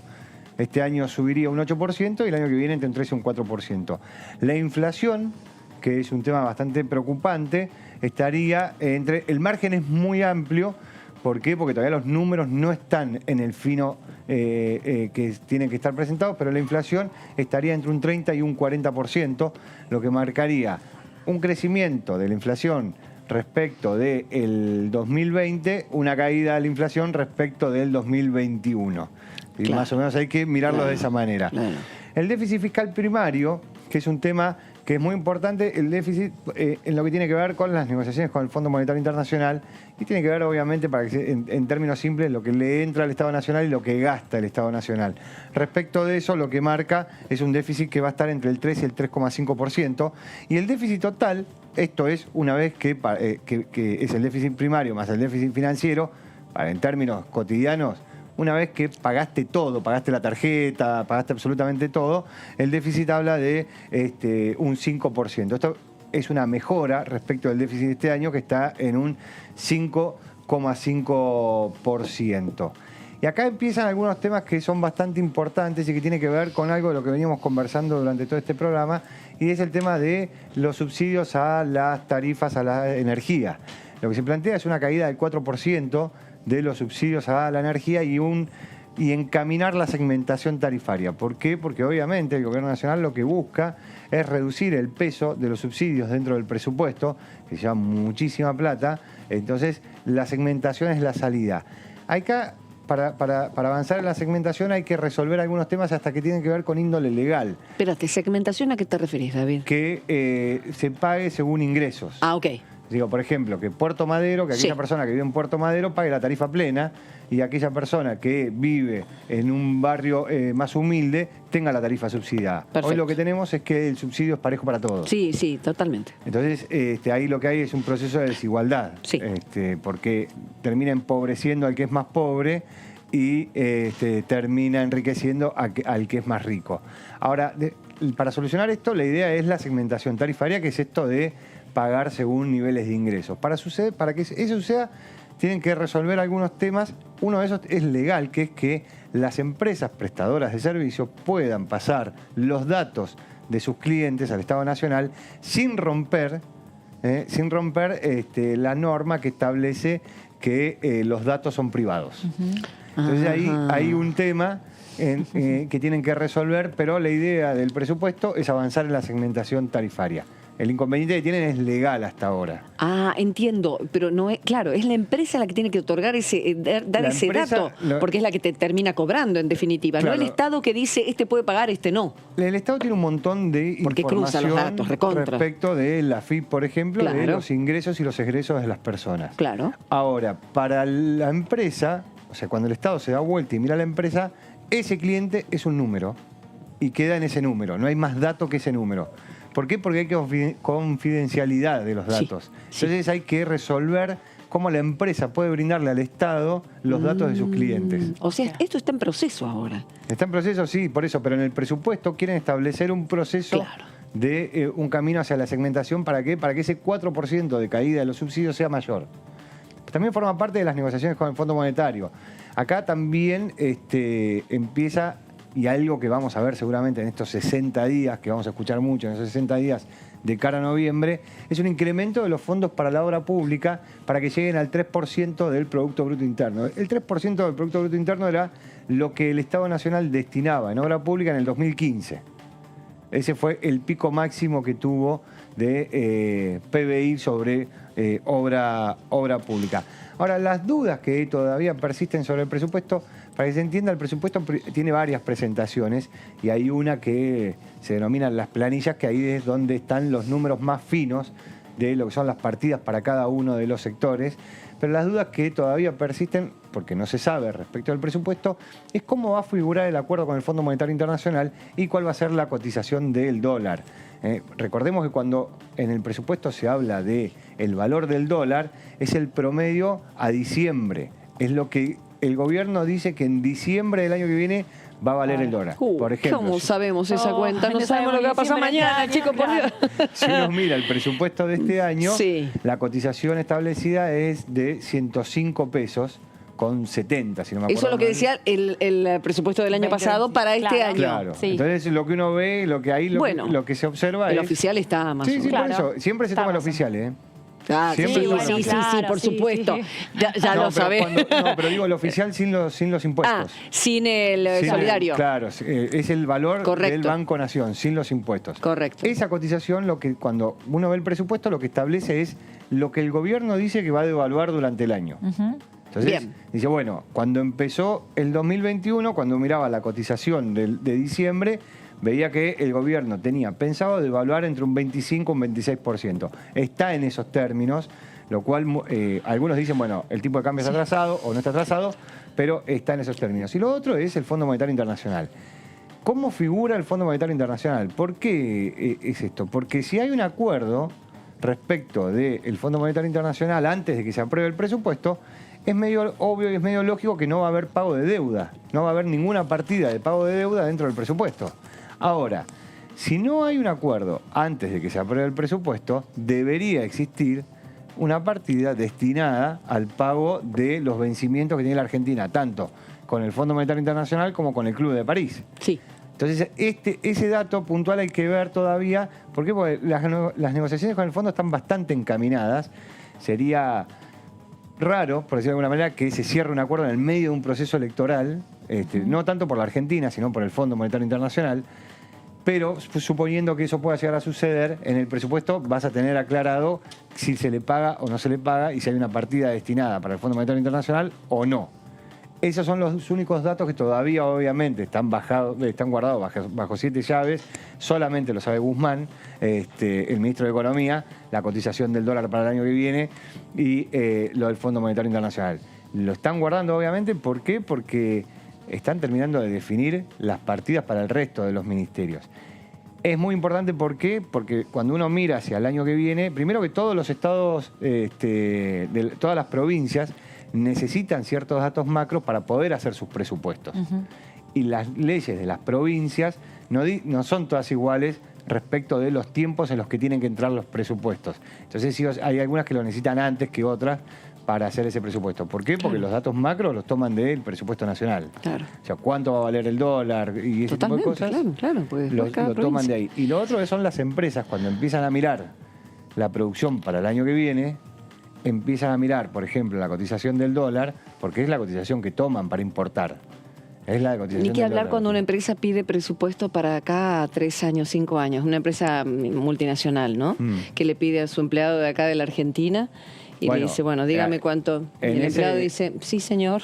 Eso sucede, obviamente, comúnmente y se hacen escenarios. Sí, por supuesto, claro. Y se plantea el Decime una cosa, oficial. el dólar parece el riesgo país que ha bajado, Sí. la cotización de los bonos argentinos mejoraron con el resultado de ayer. Sí. ¿Cómo crees que esto impacta para la negociación con el fondo, el resultado de las PASO, David? No, a ver, me parece que la política para el Fondo Monetario Internacional parece que está ajena, pero en general no está ajena. Lo que los mercados le estaban diciendo a la Argentina, si uno veía las cotizaciones en los días previos a las elecciones, el mercado daba por descontado que la paridad que nosotros venimos hablando que existe en el Congreso de la Nación no se iba a perder, ¿no? Que más o menos iba a estar establecida en ese lugar. Entonces decían, bueno, la paridad está establecida.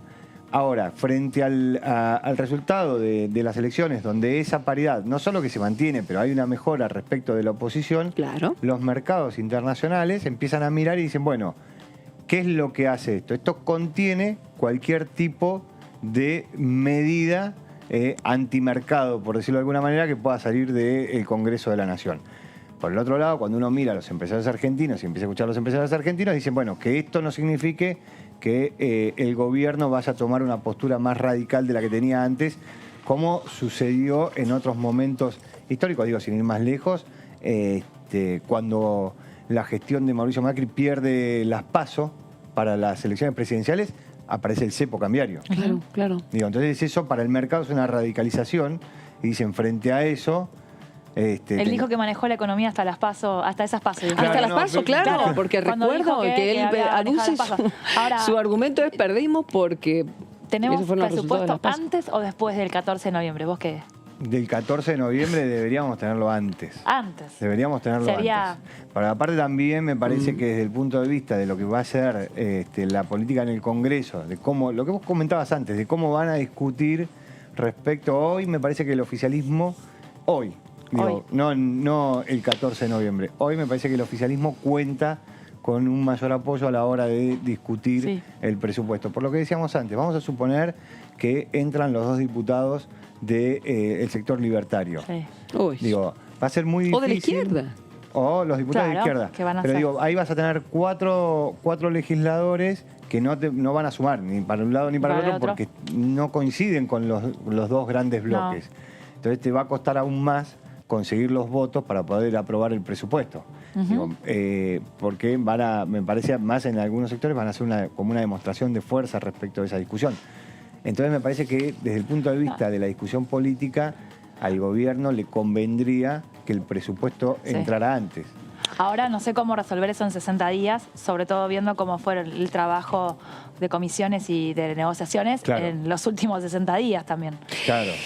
Vamos a la próxima entrevista. El tema queda flotando. Gracias, David, por tu explicación bien concreta de qué se espera con la entrada del presupuesto. ¿Qué se espera? Porque todos estos son datos previos de una previa que lógicamente manda el oficialismo para que sepamos cuáles son los ejes, pero después está lógicamente la letra más chica y las discusiones que se van a dar dando en comisiones, y por supuesto nosotros ahí vamos a estar informando cómo corresponde y siguiendo esas reuniones, ¿sí? Tratando de entender, como siempre digo. Vamos a nuestra próxima entrevista y va la provincia de...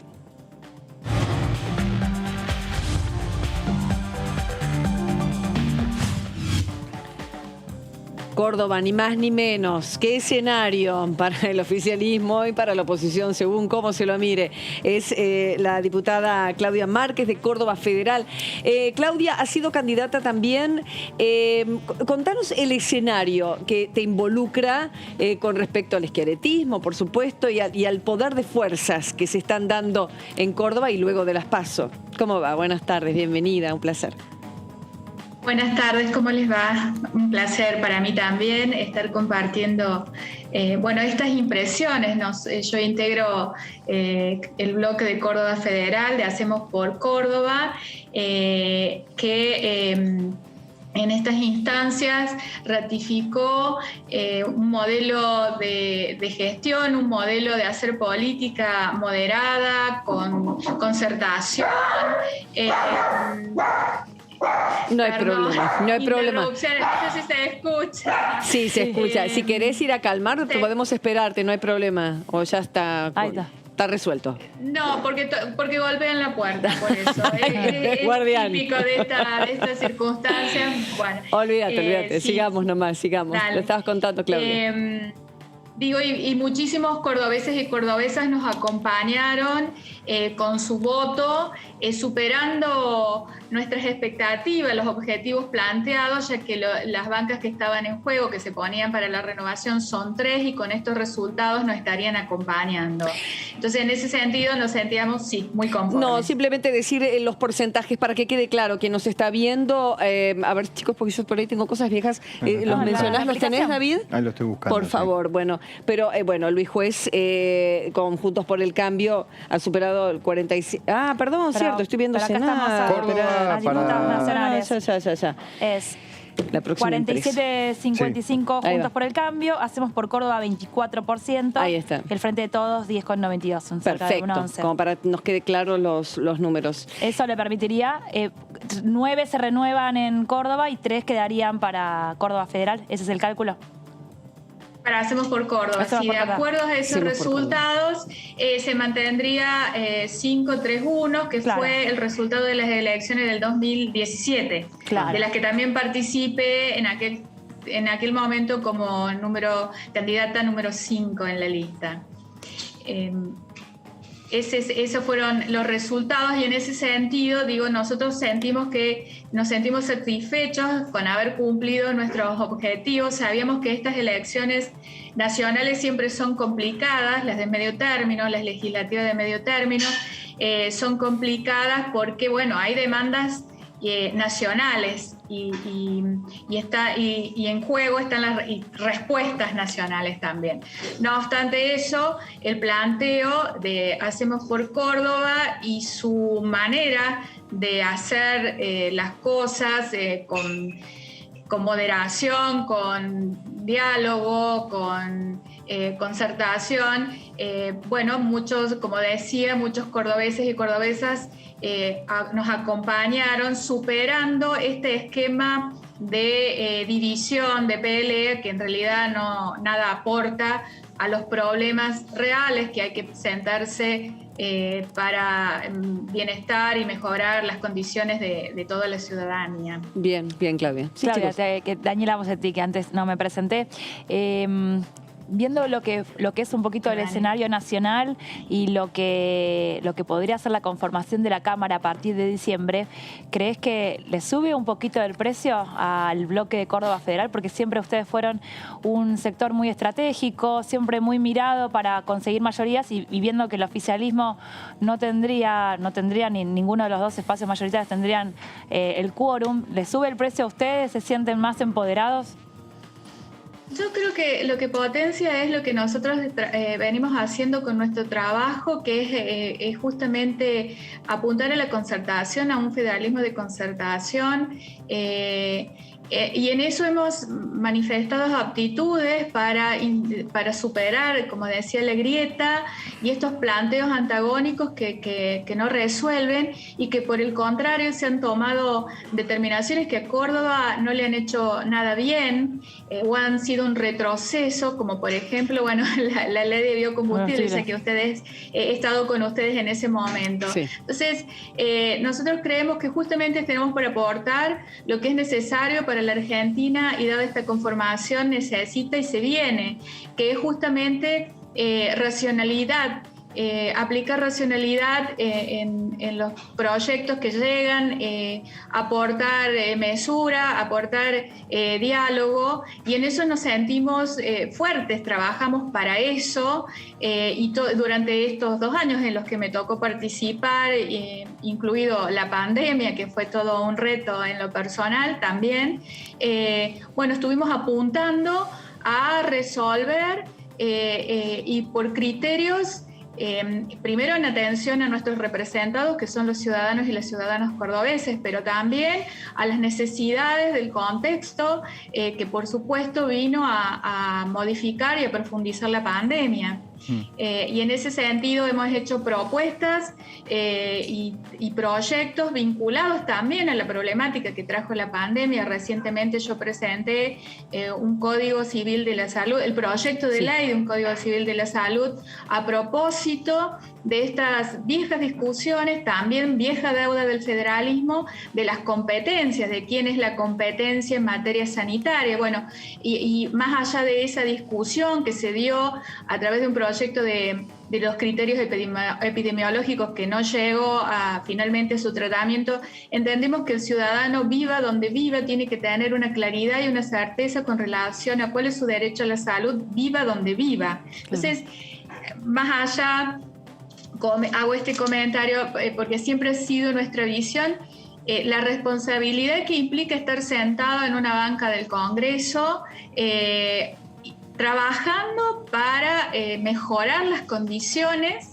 y la situación de quienes son nuestros representados. Y en ese sentido digo de todos los que estamos allí. Y bueno, y nos ha costado bastante irrumpir y superar estos ataques permanentes que ha habido en el Congreso hasta el momento, que entendemos que lo que se ha manifestado con su voto la gente es que no quiere más eso, y en ese sentido entendemos que nosotros hemos sido respaldados dentro de nuestra provincia, y dentro de nuestros distritos también. Diputada, ¿cómo le va? Soy David Cayón, ¿cómo está? ¿Cómo le va? Respecto Bien. de esto que usted planteaba de evitar la grieta, de que son una voz que plantea una moderación, ¿con qué Cámara de Diputados cree que se puede llegar a encontrar a partir del 10 de diciembre? Teniendo en cuenta los nombres y los números que hay hoy, con las personalidades que las personalidades nuevas que va a contar la Cámara de Diputados. ¿Una Cámara de Diputados que va a intentar saltar esa grieta, o una Cámara de Diputados más agrietada? Bueno, yo espero que realmente se asuma la voz de las urnas y que se superen las grietas, como dije. Tenemos por delante una situación compleja, complicada, con proyectos pendientes de tratamiento importantes, que es necesarios para resolver, por ejemplo, los créditos, la situación de los deudores hipotecarios UVA o prendarios. Entonces, espero que este cambio de panorama sea realmente apuntando a que es necesario tener mayor concertación, mayor diálogo. Entiendo que ese mensaje al Gobierno Nacional ha sido contundente en ese sentido, y espero que los representantes estén a la altura de las necesidades, y que no tomen esto justamente para hacer una reedición de la grieta, sino que por el contrario se sienten a construir. En ese sentido nos van a encontrar a nosotros tendiendo puentes. Creemos firmemente que es necesario hacerlo, y en realidad aspiramos a eso, a una Argentina mucho más equilibrada, más equitativa, que tiende puentes y no cava trincheras. Claudia, se viene el presupuesto, recién lo estábamos comentando con nuestro compañero, algunos números que se sabe, una inflación de entre 30 y el 40%, se prevé un Producto Bruto Interno de un crecimiento de un 3 a un 4%, reducción de los subsidios de energía de un 4%, más una segmentación tarifaria que, bueno, sería ideal para que paguen aquellos que necesitan, no paguen aquellos que necesitan no hacerlo, lo que sí, los que pueden. ¿Qué debería tener, a tu criterio, qué más o qué certezas debería tener el presupuesto, diputada? No, justamente esos son los grandes desafíos que quedan por delante. En ese sentido, la deuda de una reforma tributaria profunda que va a exigir un esfuerzo, como decís, para que tribute aquel o que deje de tributar a aquel que no esté en condiciones.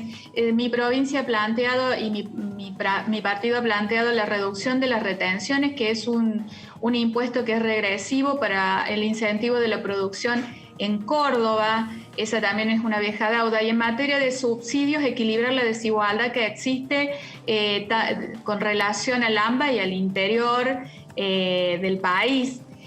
Concretamente, esas desigualdades hacen que Argentina no sea equitativa en la distribución de las oportunidades entre los ciudadanos de Buenos Aires y los ciudadanos del interior. Nosotros lo hemos planteado, o sea que va a requerir justamente atender a todas estas cuestiones en el presupuesto y bueno, y también de grandes discusiones, de profundas y grandes discusiones en ese sentido. Claudia, sí. En vista de que, bueno, están poniendo a sostener, por ejemplo, el resultado de una elección de hace 4 años, ahora, ¿creen que puede haber algún salto o alguna proyección de construir algo a nivel nacional, por ahí en conjunto con algún otro gobernador, con algún otro espacio similar que no esté entre las dos opciones mayoritarias? Y nosotros creemos que sí. Y en mi convicción personal entiendo que sería virtuoso en cierto sentido llevar estos modelos de gestión que articulan con los sectores públicos y privados, potenciando y generando, sobre todo para generar empleo genuino, para discutir las cuestiones por sus méritos y no desde el punto de vista de la sería de la supresión del otro o de la imposición al otro. Creo que en Córdoba nosotros hemos construido, y esto es virtud a los cordobeses, no a los gobiernos. Digo, los gobiernos responden a esa dinámica porque los cordobeses hemos construido la necesidad de articular para tener mejores condiciones y mejores respuestas o salidas, ¿no? Hay que salir adelante de toda esta situación que es compleja, que ya lo era antes de la pandemia y que ha profundizado en ese sentido. Entonces, me parece que nosotros aspiramos a llevar ese modelo a la nación porque ha sido virtuoso en nuestra provincia y es lo que nos permite mirar al futuro apoyando la producción y tendiendo la mano al que solo no puede, digo, no, sin descuidar ninguno de los dos aspectos que además requiere y necesita en estas instancias para, bueno, generar empleo, agregar valor a la materia prima de la que Córdoba es productora y bueno, y equilibrar también en ese sentido la oportunidad para todos. Respecto de esto, diputada, por ahí no lo entendí del todo bien, ¿existe posibilidades de que se arme un bloque de los peronistas provinciales, un bloque del peronismo de Córdoba, un bloque del peronismo de Santa Fe, que no responda tanto que responda a los gobernadores más que al Frente de Todos o a Cambiemos?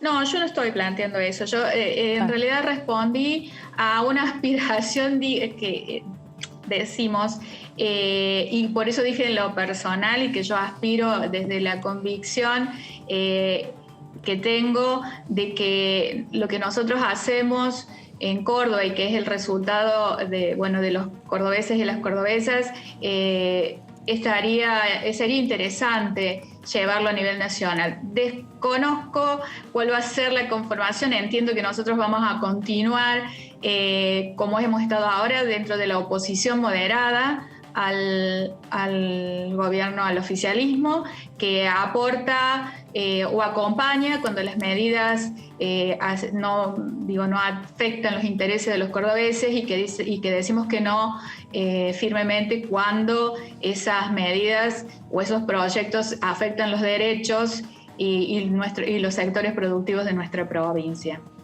Claudia, hablamos hace un momento de la Ley General de Salud, uno de los proyectos que has presentado, y quisiera que me hicieras una evaluación de lo que has visto en pandemia, del sistema que todos coincidimos, y de hecho tanto el sector público como el sector privado, con las cámaras empresarias y el Estado. De hecho, el mismo presidente dijo que se necesita una reforma del sistema. Bueno, está necesitando. ¿Qué es lo que pasa? ¿Cuál es el diagnóstico de lo que pasa a propósito de salud, de lo que pasa en nuestro país y cómo mejorarlo? ¿Cuáles son las vías para mejorarlo? Bueno, la pandemia expuso el déficit sanitario de lo público y de lo privado. En esto hay que ser parejos en ese sentido, y expuso la necesidad de un sistema público fuerte, ordenado y ordenador.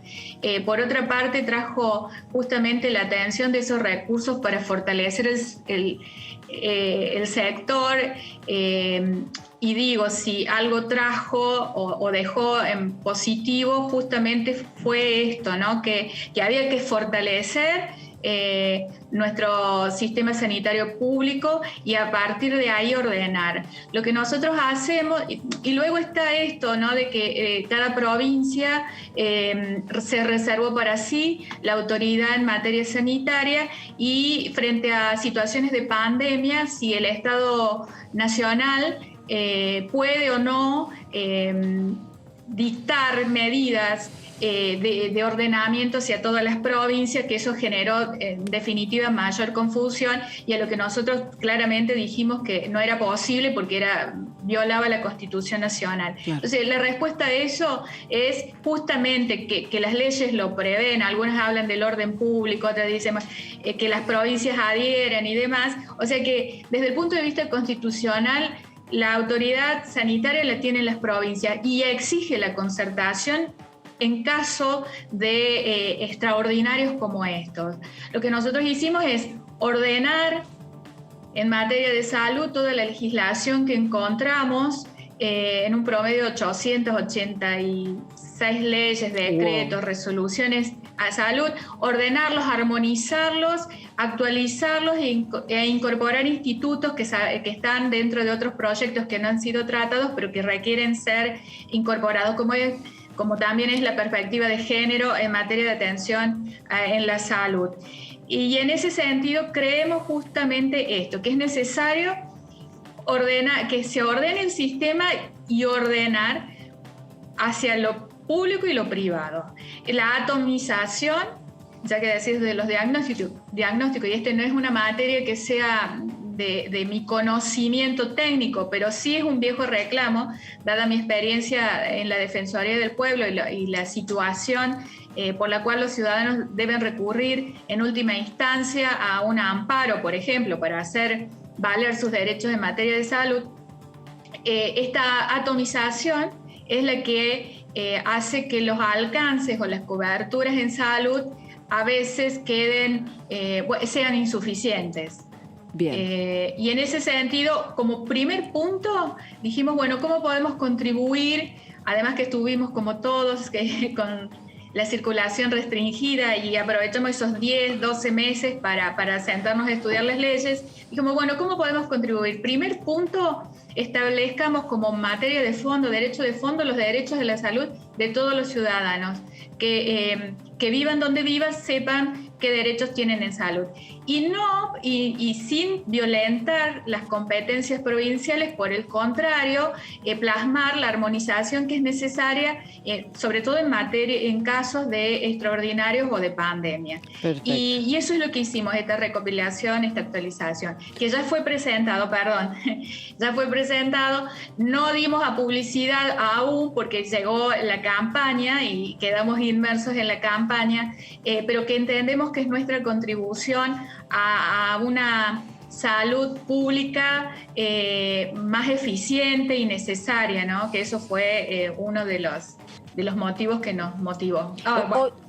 No hay problema, se entiende. 800 leyes estuvieron revisando. ¿Lo que es eso? Claro. Revisa. Y me imagino que en distintos aspectos de nuestra vida también debe ser lo mismo. En trabajo lo mismo, en impuestos lo mismo. Y se necesita una reorganización para la nueva vida que se nos presenta pospandemia y escenario mundial y modernidad, tecnología.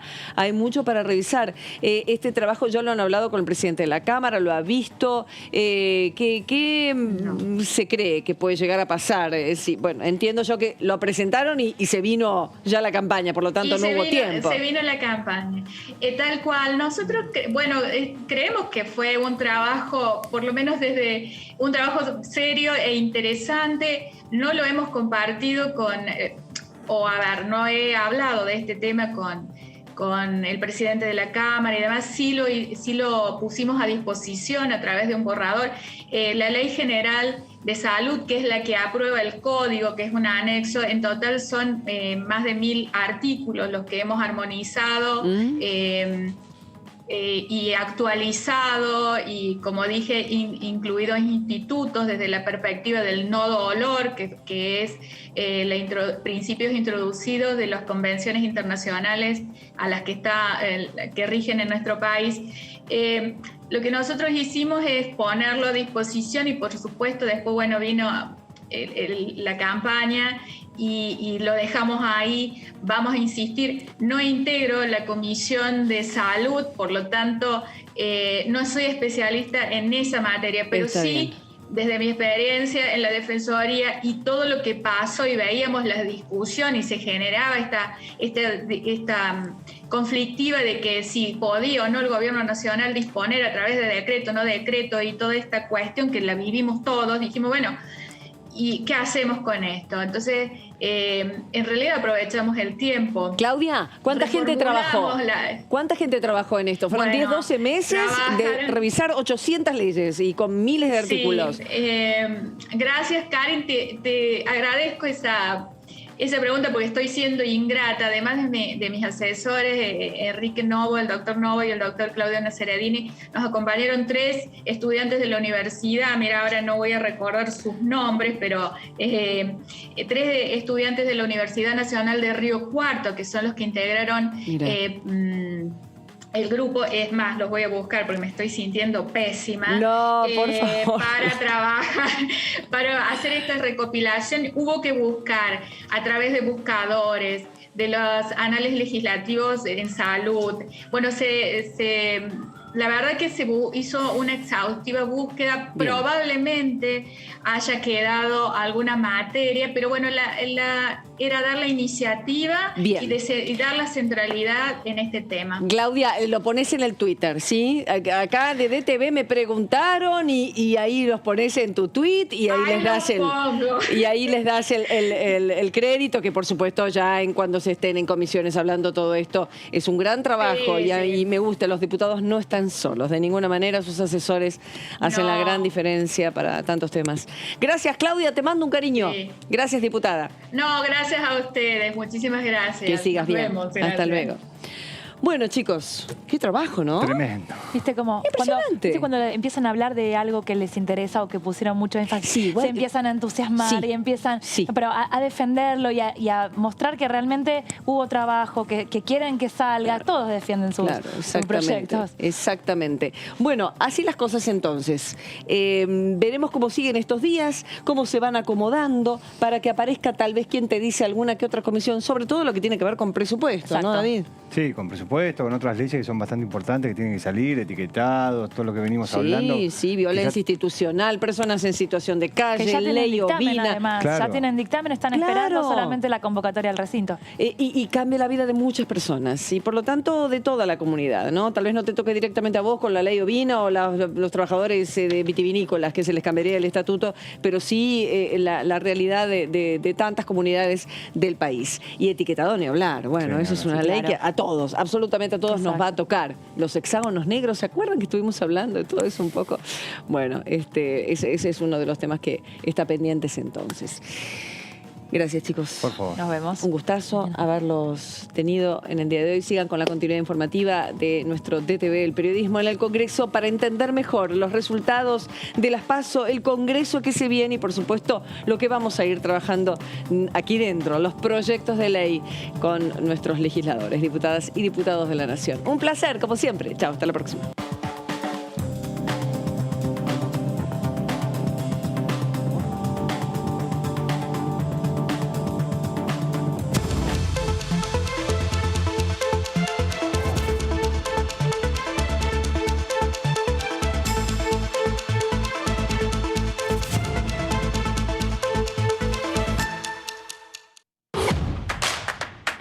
Información.